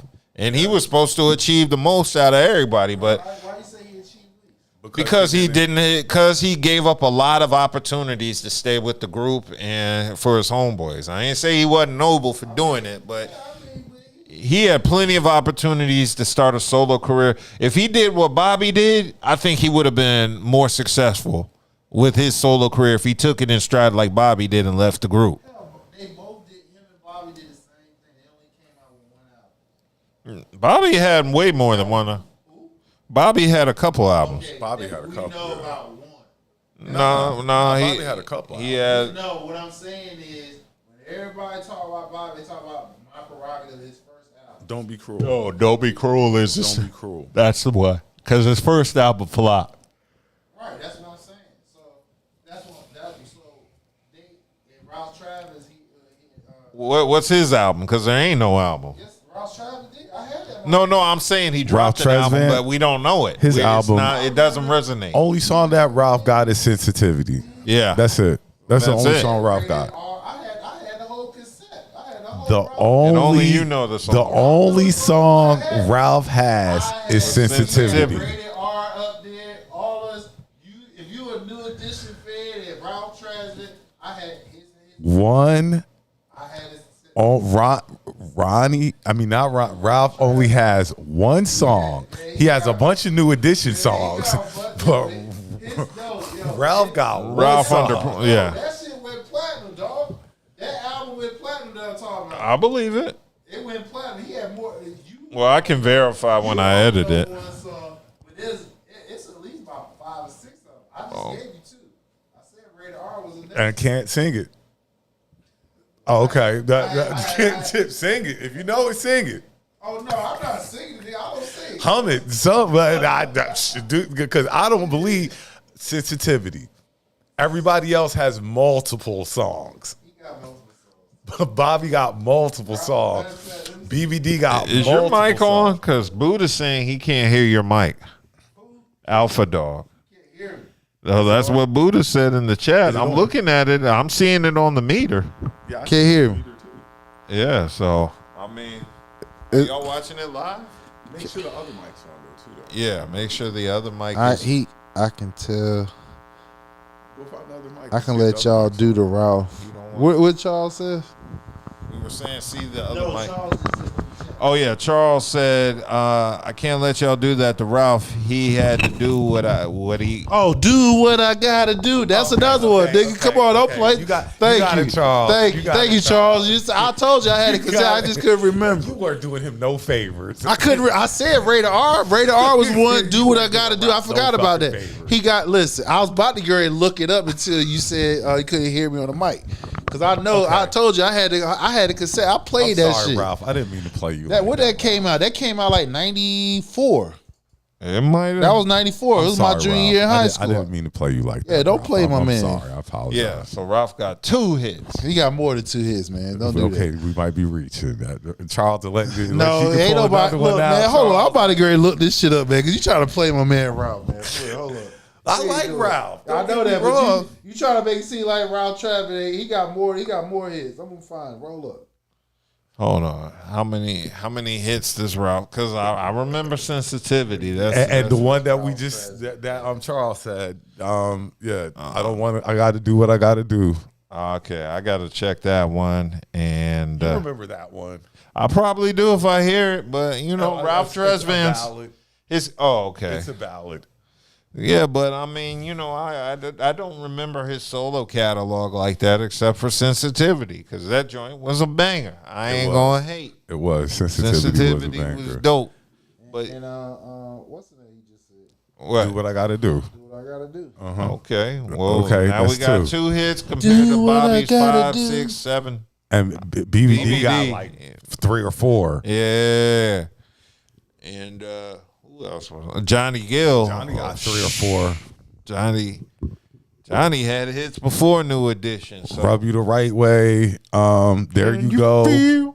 What is non-dancing ass? The magic in my hands when I touch. Johnny got some hit. Johnny got some hit. And he's the strongest singer out the group. He had that track for New Jack City. That was tough. Who? Johnny Gill? Yeah. Johnny got that track for New Jack City. That was trying tough to think about what song. I gotta hear New Jack City. Here we go. What? Stone Cold Gentleman. I remember that. That was a good one. I remember that song. Stone Cold. I remember that. The Stone Cold Gentleman. Yeah, Stone Cold Gentleman. I remember actually that made Jet's top 20. Yeah. In the back. Stone Cold Gentleman. Back of the Jet magazine. Don't be trying to play my man Ralph, man. I told you I had a cassette tape. I ain't listen. Look, see, now you gonna make me go to Spotify now and then pull down his songs and shit. You trying to play him, man. You got so that's 3 of them I done gave you, man. Okay, so Ralph had 3 hits. Let me look. Stone Cold Gentleman. That's right. Johnny got. That's like Stone Cold Steve Austin. What Johnny got? Stone Cold Stunt. No, Johnny got way too many hits for us to. Rated R. Like Friend. I said. So here we go. Here we go. He had Rated R, Sensitivity, She's My Love Thing, Stone Cold Gentleman, Do What I Gotta Do, Girl, I Can't Control It, Love Takes Time, and let's see, Last Night. Yeah, don't play my man now. Okay, so I'm about to get go. See, now after we finish, I'm about to get download his album. Shit, that nigga had hits. That was a platinum album. That was a platinum album. Buddha writing Telephone Man. And Johnny that don't count, Buddha. We talking about solo artists. We talking solo hits. Solo. Not them as a group. Or their group hits as BBD. Like, when they spun off from New Edition to do their thing. Yeah, so that don't count. He said we bugging. And Buddha, stop hopping platforms. We see you typing in Facebook and now it's YouTube, man. Pick a side, nigga. But yeah, New Edition's catalog is like that. Yeah. Their catalog is like that. Right.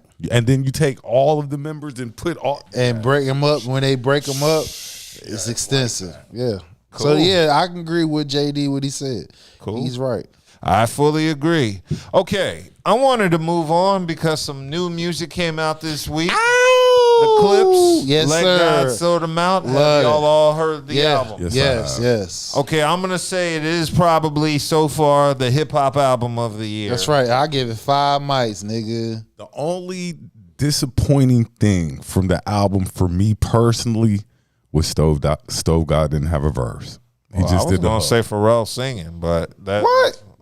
Come on, they already played. Look, the album just been on. The album only been out not even 24 hours. It's already on a commercial now, NBA commercial now. Well, that's because the single was promoted for a month or two before. But the album is 5. It's 5 mics. The album is 5. Yes. You got my man K Dot on now, it. I don't know if I'd go as far as to say it's better than their other albums. I still have a place for Hell Have No Fury. Yeah, and I still like.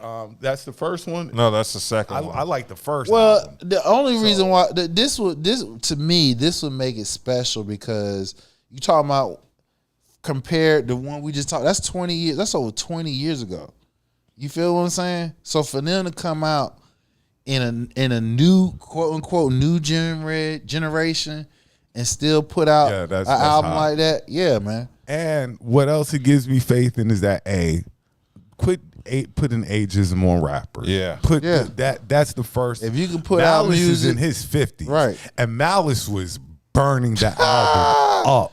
They had Malice was on it. With a tiny, what was it, Tiny Desk and concert? the Tiny Desk that was concert. dope. Yeah. Malice was on it. And another thing is that hip hop's still alive. So what you young niggas, YNs, need to do is look at those OGs right there. They telling you how you can make classic music and still have longevity in this game. You feel what I'm saying? Not even the YNs. We should send a shout out to 3 Stacks, who was talking about what am I going to be rapping at in my 50s. Malice just showed you. Or anybody that's on social media talking about, oh, it's an age limit on rap. Nigga, we got niggas, our OGs, Nas and them, Jay and them, they in their 50s, motherfuckers. Look, the production on the album was dope. Pharrell was exactly. The beat switches, like Pharrell was in his bag. Slaves and Chains with K-Dot. Whipping Chains. He done gave a shout out to the legend Rakim and shit. Chandeliers with Nas. Nas, exactly. I'm gonna tell you who really surprised me, and he surprised me when he get features. Sometimes he does step up. Tyler, the Creator. I love that one. Tyler, the Creator. I love that. Hey, yo, real talk. Tyler, Creator, I fucks with him. He has a feature on one of Conway's albums. That was really what kind of brought me around on Tyler, because I really wasn't the biggest Tyler fan, and I'm really still not. I got on him about a couple years ago. I can respect him. I can respect Tyler. Tyler, he went off on this he album. did. He got off. I really enjoyed that with him on that shit. Yeah, that collab. So I liked how they started off with that first track, "The Birds Don't Sing," where they had John Legend and the voices coming in, and they were rapping about losing their parents. And that was a dope song. That's a dope song. Different shit. Yeah. Yeah, and of course the joint with Kendrick, Chains and Whips, that was pretty dope.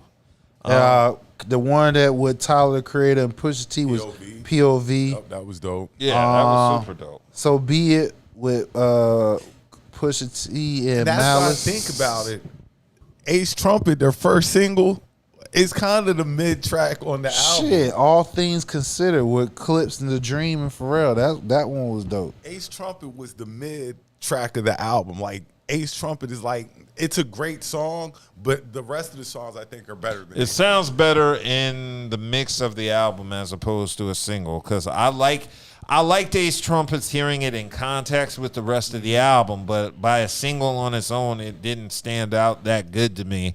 The lyrics basically saved it. The beat it wasn't bad. It was just It was kind of, I do agree. That was kind of like the worst track of it, and it was still pretty decent. That's what I'm saying. Like, as dope as that track was, after you get to listen to the whole album, you're like, that song it was all right. It was all right compared to the other ones that are really dope. Yeah. But like I said, in there, I still rank the other 2 albums higher. But this is a great album to add. Well, to actually, your catalog. they released 3 albums. The Clipse. There was that last one they had. Hell Hath No Fury. No, there was Hell Hath No Fury. There was Lord Willing, but there was a 3rd Clipse album. This is around the time Malice left. Hold on. Nah, it was. Nah, I can pull it up. It was Not Let God. It was Lord Willing. Was it a Pusha T? No, Road to the Casket Drops. That was it. Oh, okay. Well, I don't. That really came out in 2008. That one, but yeah, the first 2, Lord Willing and Hell Hath No Fury. Those two are sick. Yeah, sick. And this is a great addition to their catalog. I don't know. I would put this over Lord Willing. It ain't better to me than Hell Hath No Fury, but I put this over Lord Willing because Lord Willing's their first one, right? Yeah. See, now I can't because Lord Willing gives you grinding. Yeah. And that's probably top 5 beats of all time. I don't know about top 5. Yeah, you got Lord Willing. You got Hell has no fury. Hell has no fury. Until the casket drops. Till the number casket 3. And drop. then a bunch of mixtapes. Like I said, I was very impressed with the clips in this album. Super impressed. Which now has me looking forward to next week's release. Who's? Well, who did this? Travis Scott's album comes out next week. Please don't bumping. No. I'm just saying. I was going to say something about it. Don't have any bars for Pusha T up there. Just leave Pusha alone. Because right now he's in another atmosphere and you don't want what he got. But next week, Ray is dropping an album. Raekwon? Yes, sir. Ooh. And Raekwon has Griselda as a group on the album. So that just means a feature by Westside, Benny, and Machine Gun. Yep. So that's kind of got me excited. I'm Charles looking forward said to Birds Don't Sing is his favorite song, and I just wish they would have had a Rick Ross and Jay-Z verse, but the album was still super dope. First track. So, yeah, I do agree Rick Ross would have sounded dope on that, but I feel like that track is too personal to be having guest stars because they were talking about their parents. Yeah. Such a great song. Yeah. Such a great song. Let's see who else. Rick Ross drops. He had dropped some new music. What album? Nah, it was a single. Oh, isn't Rick Ross dropping an album soon? From my understanding, I'm more than likely. I'm sure this summer. I'm sure rappers it's time for albums out. Do we have an official anthem of the summer? Boots on the ground. That's it. Yeah. Boots on the ground. I guess. We talking about as far as hip hop? Well, anything. Boots on the ground. Yeah, boots on the ground is it. I hate saying that. There's no song bigger than that. Well, summer just started technically. You're right, but as of right now, boots on the ground. Boots on the ground. I'm tired of the song, but it's the truth. I'm tired of women dressing up as cowboys. I ain't. I mean, let them have their thing. I like to see. Nah, be real. Wear them tight ass pants and shit. And you don't need to be a cowboy to show off ass. As long as they're having fun and stuff, let them do their thing. thing. No, I ain't got no problem. Do your thing. Women playing dress up and shit. I mean, it just opened up eyes to black country music anyway, too. You feel They what I'm don't saying? even listen to country outside of Beyonce. Well, I wouldn't say that because, like I said, since Beyonce, I've Okay, go up to a sister tomorrow, somebody you're familiar with, and see what country music they listen to. That if they going on enough trail rides, you listen to country music or that Southern soul. You feel what I'm saying? You listen to both. They playing that shit, so they got some familiarity when it comes to black country or Southern soul and all that. When you go on them trail rides, all right, cool. Makes no sense to me, but anyway, I know y'all mentioned Drake earlier in the chat. The boy is back. As much as you as that look, as much as you dislike, yeah. Is he back? You ain't see all them people at that wireless fest he got. The boy is back. Don't sleep on Drake. The boy's back. This is Drake fans. Drake lost me because he said London rappers are better. I don't know anything. Oh, now you don't know nothing about it. I don't know. Look, just because I'm like the boy back don't mean I support everything is he the boy back? says. Yes, the boy is back. Is he back? Did you just see his the festival he's throwing, the wireless festival? Okay. Yeah, he they said F Kendrick. Yeah, they say fuck Kendrick. Yeah. All that stuff. Like the boy is back, and he's getting ready to roll out for the summer. Are we really gonna give props to that? Kendrick had a sold out tour. Give props to Listen. You just said the boy was over. He got his swag back. He seemed like he got his swag back, and he talking, I'm gonna take a drink today. Like, goddamn, Kendrick got you drinking this shit. He got to take a drink to that shit. You know what I'm saying? I'm just sitting here like, he might got his swag back. You know what I'm saying? He feeling himself again. It's where he like, all right, fuck this shit, let's go. You know what I'm saying? I agree with you on that, but I mean, you talking about apples and oranges here. Kendrick had a sold out tour, and he was in his own backyard. They sitting out here singing the song Just Like Us, all that in Canada. Drake ain't even got started yet. He just released one song. The boy ain't got started yet. He already dropped the album already with Party. Was the Party next door? Yeah. Drake has not gotten started yet. You don't hear nothing about it. It's lukewarm. What? The album that he dropped with the Party. No, but you hear about What Did I Miss, though? It's You okay. don't? It's okay. You don't hear about that song? It's okay. I'm just asking. You don't hear that song Because played. it's a typical Drake song. When he's supposed to be mad, when somebody beat him, he'll say something. He try to come out, try to be dismissive, like as if it didn't hurt him. Nigga, it did hurt you because you were naming names. but you nigga gotta was come naming back. names of motherfuckers that's supposed to be on his side. But see, this is the thing that kind of gets me with this. How you get sore over beef over rap if beef? You put people in that position where the dudes that you was hanging with flipped on you. Take us personally. Take either one of us. Got you. Okay, how would you feel? Well, I got you. But in the rap industry, it's different because niggas flip on you every day. Everybody using an angle to use your name like image to boost their shit up. Like Drake said in the song, he gave y'all venues. He gave y'all hooks. He gave y'all all of that. Right. You know what I'm saying? Y'all were there singing with him. So you don't think he benefited too by all the other people? Because remember, before Drake became Drake, right? This is a Disney former Disney star child that's converting into hip hop, and the nigga didn't even find his way. So he attached himself with various artists. Plus, he had his team of ghostwriters and shit like that. Help boost his ass up. Did he attach his in the beginning? Did Drake attach himself to various artists, or was it just Wayne? He did Wayne. So if you with Wayne, if you with Wayne, you automatically rubbing elbows with everybody else. Okay. So that's why I'm not getting what you're saying, because now Wayne spawned Drake off, of course. Then he started.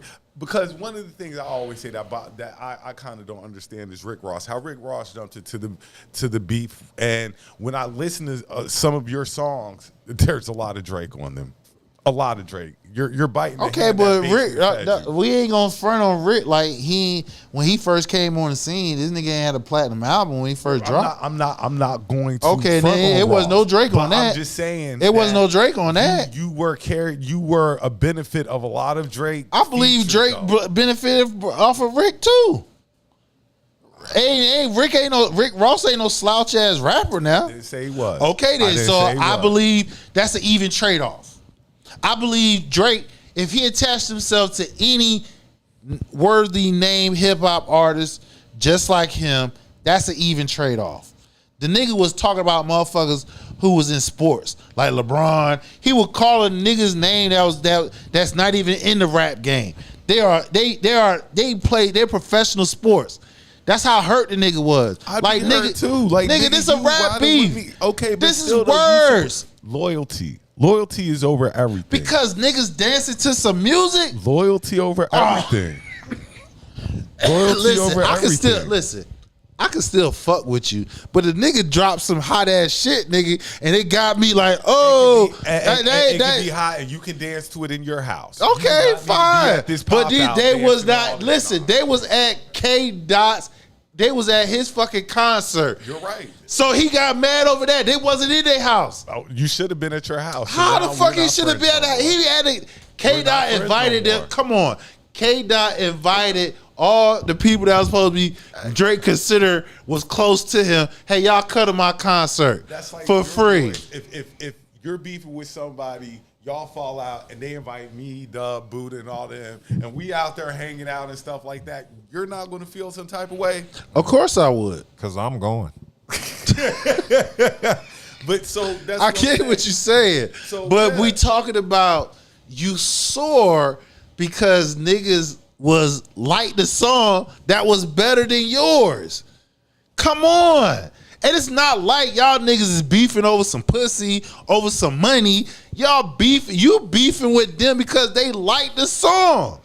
I'm just saying. That's crazy. There's no loyalty. No, they ain't got nothing to do with loyalty right there. Because if that's the case, right, nigga, we in two different fields. I play basketball. I ain't in the rap game. It'd be something different if I was in the rap game and that popped off. Got you. No questions asked. We ain't got nothing to talk about. These niggas play basketball. They not in the rap game. So how you mad with them because The man dropped a better song than you. I thought y'all were my guys. They are. That we still good, nigga. Hey. You my man. We rock with each other, but that nigga song was better than yours. So, like I said, we can come back to you after we go hang out with whoever. Listen to what I'm saying. No, I'm just asking. No. Listen to what I'm saying. See, we all in the same field. All right? So you can't do that. Now, if we talking about a nigga that's not y'all if that's not in the same field with us and pull some shit like that, no questions asked. But we in the same field, so we can't do that. Now, if LeBron and them was all in the hip hop game and shit like that, I got you. Okay, so boom, but Rick Ross and them, then they because we're in the same field. Yeah, they in the same field, same field. Okay, so I get you. Okay. Yeah, ain't no, everybody like, hey, all the dark skinned niggas was like, we gonna beat this light skinned nigga ass. On top of that, I mean, to me, this just shows like, regardless of how Drake gets trounced or whatever happens to Drake, he gonna come back. Nobody said he came right. No, but nobody's saying that your career over with. Nobody's never saying that, because that's what happened when you compete. Somebody got to win, somebody got to lose. Every now and then you may have a tie. I'm just curious, does this re-spark the beef again? Because Kendrick's bars on Whips and Chains definitely are at Drake.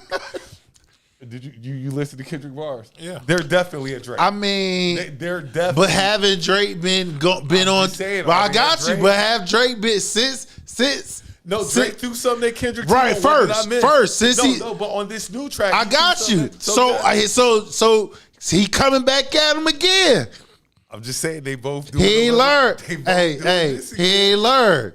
He ain't learned. He want this to be a trilogy and shit. They both doing this again. But Drake started it first. Now, can we agree on that?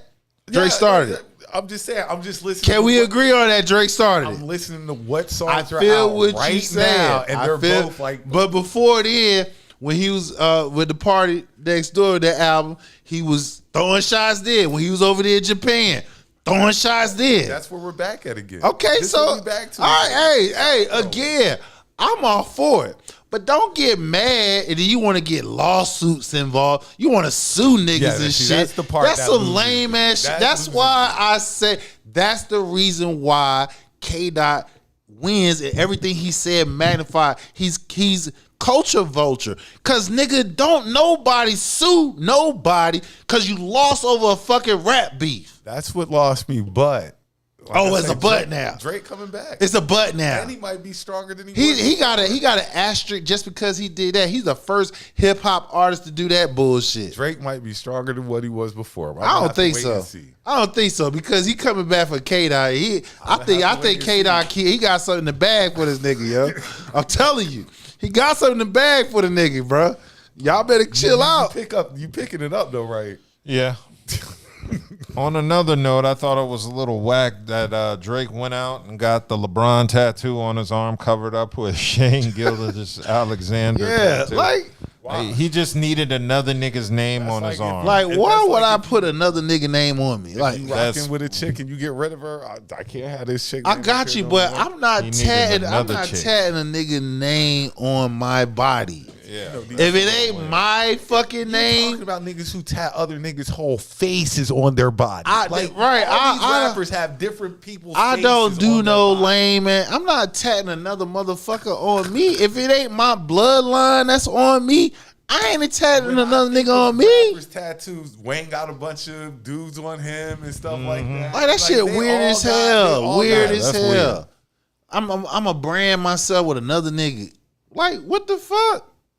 If it ain't my babies, nigga, I ain't branding nobody on me. These rappers do, I guess they just get their favorite Only thing you see brand on me is Alpha Dog. Yeah. But you're right. Unless it's like my dad, my brother, my kids, like we're just not tattooing on a random guy because I think he's a great basketball player. Hey, yo, Charles said Drake's career is on fix or flat. Yeah, it's riding, but not as good as it used to. We don't know yet. We don't know yet. It's still early. I'm not holding my breath on Drake making a comeback. I'm He'll telling still you. always have success because he always has a legion of dedicated fans. But as far as being what he once was a couple of years ago, Let's see how the summer plays out. The Iceman coming. That's the Iceman coming. We'll see what happens. I forgot that we missed the other two. He said Charles said so. I guess the Drake fans in the comments or of your shorts did not make you stop talking about him now. No, because they were when we was talking about it last week. Them niggas was we gotta see another hating ass podcast. You trying to build your views up. Drake, hating Drake is organic over here. I don't hate on Drake. Well, I see it sometimes. I don't hate Drake. It's not manufactured. I don't hate him, but it's just nigga, some of the shit you do is some lame ass shit. Let's call it like what it is. Just bro. like what I'm waiting to see what's going to happen with Cole. Right, we still wait. No, that nigga right there, that nigga, that's the nigga that's see, he's the motherfucker we should be talking about because this nigga staying out of the line. Look, the nigga he done went so far. He said, "Look, I'm about to shut down my motherfucking goddamn festival." Like, I want to see how they're going to respond to Cole. Like, Drake, he going to come back. Drake, and I believe Cole has that fan base too. But we'll see. I'm Buddha just waiting said, for this fallout. Buddha said his label mate. Who else would he attach to? Yeah. Cool. Well, let's go ahead and get into sports because the Summer League in the NBA has been going on. Yeah. Cooper Flag made his debut against the Lakers yesterday, and he had a game today. Bronny was playing motherfucking D. Now, I ain't gonna front for all you Bronny haters come at me and shit. Oh, he missed a shot like he's dead.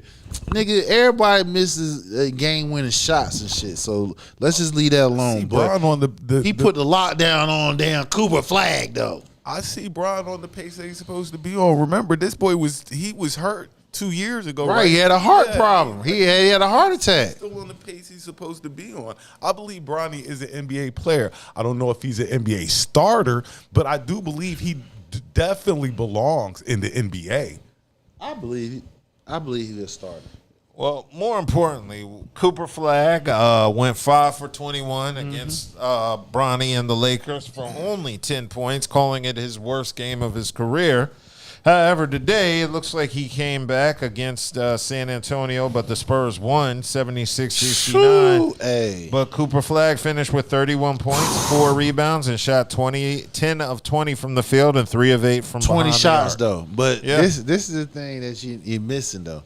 San Antonio, them boys, they got a squad. Look, they got a dude on there. I think it's Booker.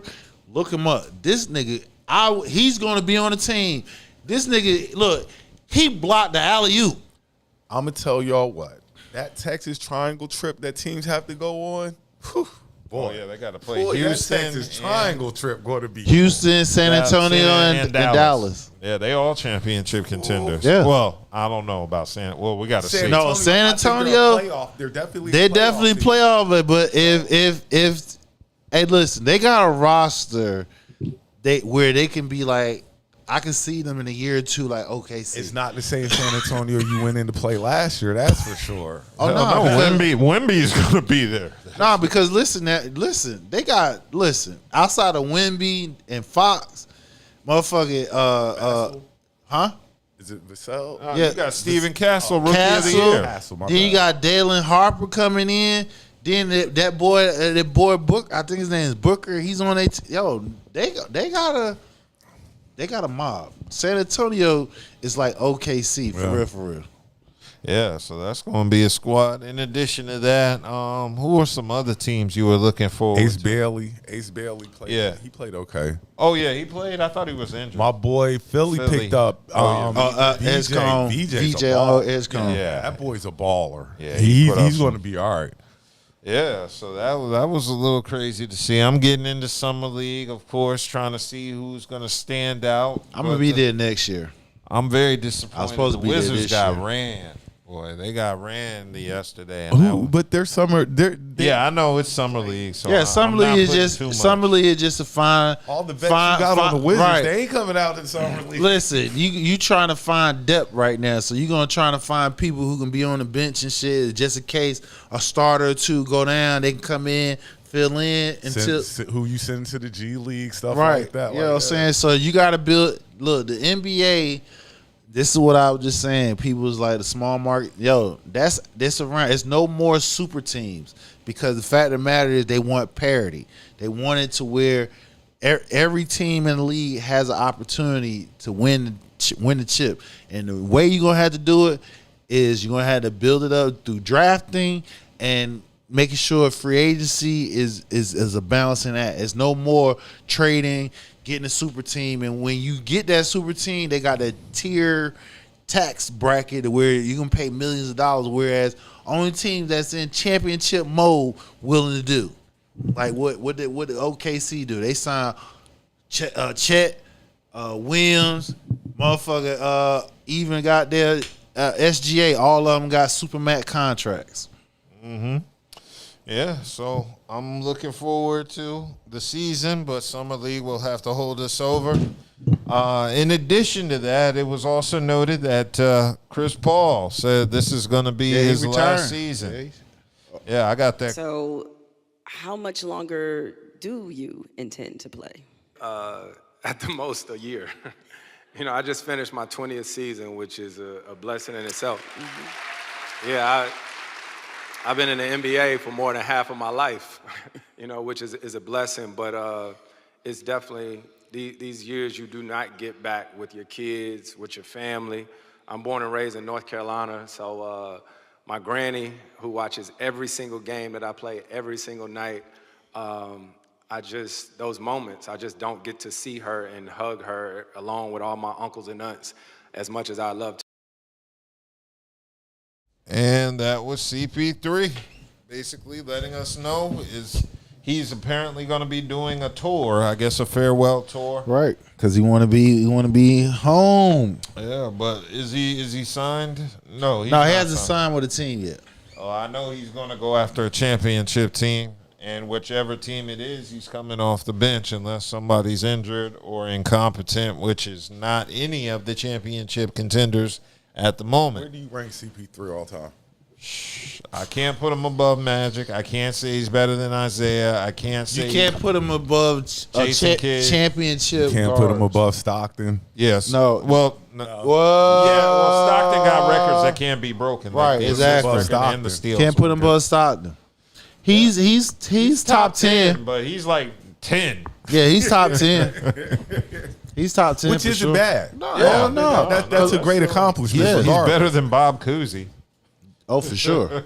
But yeah, like I would have him like probably 10, somewhere around there. And right now, I don't even think a title could save his legacy because he can't do it in his prime. His biggest knock was always getting hurt. Always getting hurt. Yeah, he got hurt at the wrong time, and then Clippers and Rockets. That one time they fucking the NBA nicked the damn trade when he's supposed to went to the Lakers. Supposed to be Watch him him. end up on the Lakers now. It's supposed to be right. That's crazy, though. It said Clippers and Phoenix most likely. Clippers because they Phoenix ain't no he got a home in Phoenix. He got a home in Phoenix, and the Clippers, that's where he Why played. in Phoenix? That's where he live at. Why? Like what are his ties to Phoenix? That's where he lives at. I mean, I know that. Is that where the NBA offices are? Because I know he had. I thought they were in New York and shit. I was just asking. Oh, nah, because Van Vliet, he's a new NBA. What Players Association? Players Association president. He just been voted. It's today. got to be a point guard, somebody who can. Yeah, he just got it today, so he's the new. But yeah, definitely congratulations to CP3. It was a great career. CP3. Pablo got his $293 million He deserved it. He deserved it, and that boy is on the come up. Him and Jalen Williams got a max. Yeah, all of them core guys from OKC got their max. Yeah, and get them while they're young. Oh damn, motherfucker! What's the name? Got the highest earned money out of Phoenix. Booker. He signed a 2-year, $130-something million. Yeah, because they ain't got nobody to pay no more. They ain't got to give no money. Okay, No, they try to keep his ass there without him wanting to trade. So he's there at Phoenix 5 years, $300-something million. Yeah, he ain't staying there for his whole career. Nah, he won't. Okay, so Charles said, do you put Chris Paul over Russell Westbrook when it comes to all-time point guards? No. Because Russell got the triple double. Yeah, that them years of triple doubles definitely put him over Chris Paul. Yeah. Now, if Chris Paul had a championship, it might be different. But yeah, it might throw him over West. But right now, it's West. West is definitely over Paul. Westbrook over Paul. Yeah, too many stats. And he has an MVP. Yeah, Russ is definitely over Chris. No disrespect to Chris at all, because you're still an amazing point, but Russ is over you. Yeah, agreed. Okay, I wanted to cover NFL briefly because there ain't too much news popping, but I wanted to acknowledge Ndamukong Suh is retiring. Yep. Mr. Head Stepper is finally hanging up the helmet and the cleats off of niggas' heads. Former Lion, former Eagle. Yeah. I forgot who else. Or Nebraska Husky. I remember him with the Lions. He was an Eagle. That's where he caught most of his charges. Yeah.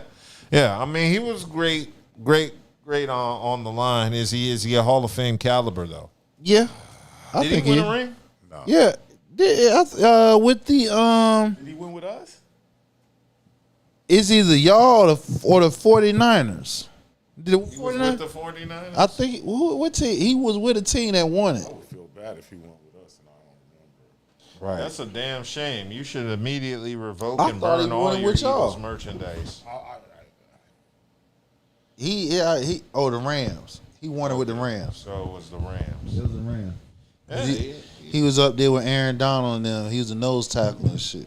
Well, I ain't gonna knock him. He was 38 and he had a 13-year career, so he lasted longer than the average NFL player. He was a beast on that D line. Yeah, I mean, he was a beast. That's what he wanted, the Rams. Yeah, so I mean, shout out to Sue for retiring. Sue, he retiring. All right, is there anything else? Yeah, they talking about your boy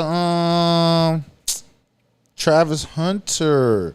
So he's been on the He's been splitting time in wide receiver and DB, more on the wide receiver side.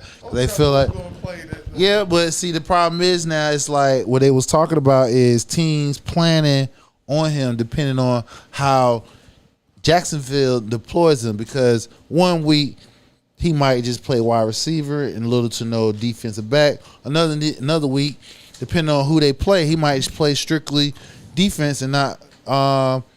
But see, the thing about it is how teams can attack him.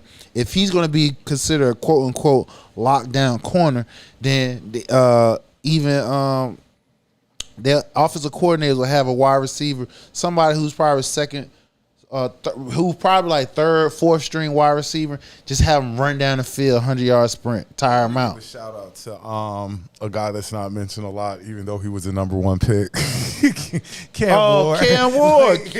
Hey man, you don't ever talk about Cam Ward. Of course, because he chilling. He like, look, he'd rather be under the radar, no pressure on me. Right. All he can do is Cam Ward, Cam. That's right. He chilling because we damn sure don't talk about his head.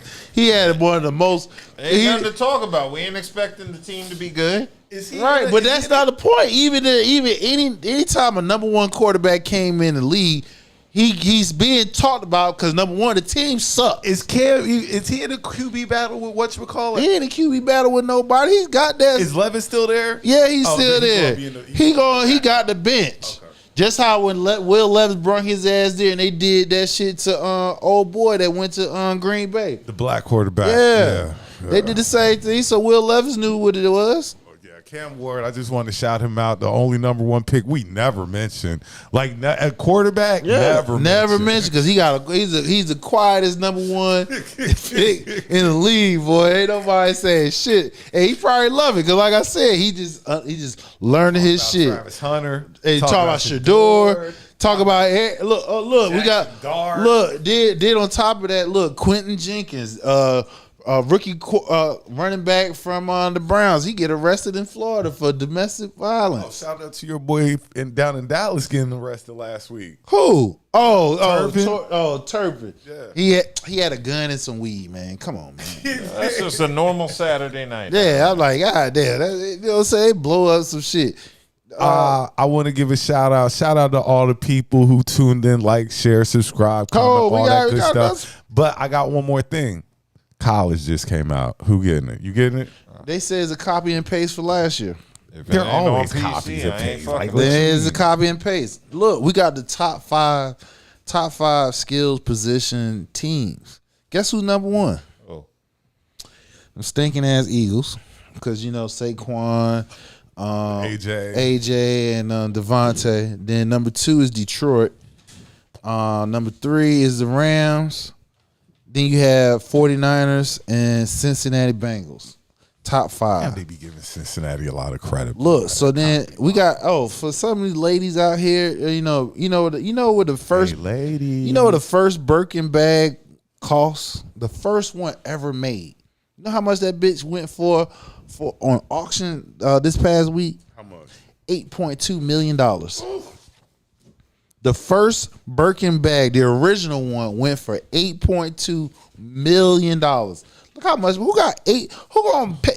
Nigga, if you breathe on my bag, I'm gonna smack the shit out of you. 8.2. Ain't nobody walking that. Ain't nobody walking around with it. That shit is hanging out somebody's house. That's just a jersey. That's like a signed jersey. Right, just sitting up in something. Yeah. So That's we got you show off when people come by. I got the first Birkin. Right. The first one, 8.2 million, baby. So look, and then one little side note, we're gonna jump on the Epstein's files. The government shut it down, saying they was gonna release it, and all of a sudden Trump made the FBI director Homeland Security, I believe, got up there and basically grandstand, basically saying ain't nothing going on, to where it was so much to where you got political pundits like Tucker Carlson, Laura Loomis, Majority Taylor, all of them up there saying that they don't like what's going on because they was promised they was going to release the files, and all of a sudden the government is not going to release, saying it's a closed case. And on top of that, the number 2 in FBI Bordino, he talked about possibly resigning. Now last year he had a damn podcast, basically he's a conspiracy theorist, basically saying that, hey, these files got certain prominent people up there. And the fact that the government just basically shut it down, it was in him and Pam Bondi had said it was a fight, not a fight physically, but they were arguing to where he's possibly resigning. So the Epstein's file being shut down because the government don't want it. And you know what? I'm gonna give you my little theory on why. Because anytime Trump, if y'all notice, right, when Trump trying to damn debunk something or shut it down, he's sitting right next to their ass, face stone cold, like, you better say the right damn thing, bitch, because if you don't, you're going to get fired. And the bitch just did it because they had brung her up, Pam Bondi, brought her up to where she like, yeah, we got the files, we're going to release it, blah, blah, blah. And Trump made her turn around and change that shit up like it was nothing. So Epstein's file, MAGA country is mad as fuck because the government is not going to release them, and they swear up and down because it's something going down. Other than that, like, comment, share, tell a friend, Yeah, so we did a good 2 hour, 32 minutes. Thank y'all for tuning in. Make sure you do that. Like, subscribe, share, comment, interact in any way, shape, or form. Your thoughts and prayers to the people who were out involved in in Texas, floods. Here in in North Carolina too. Yeah. Like, be safe out here and be mindful of this weather, because this weather is something different nowadays. Yeah.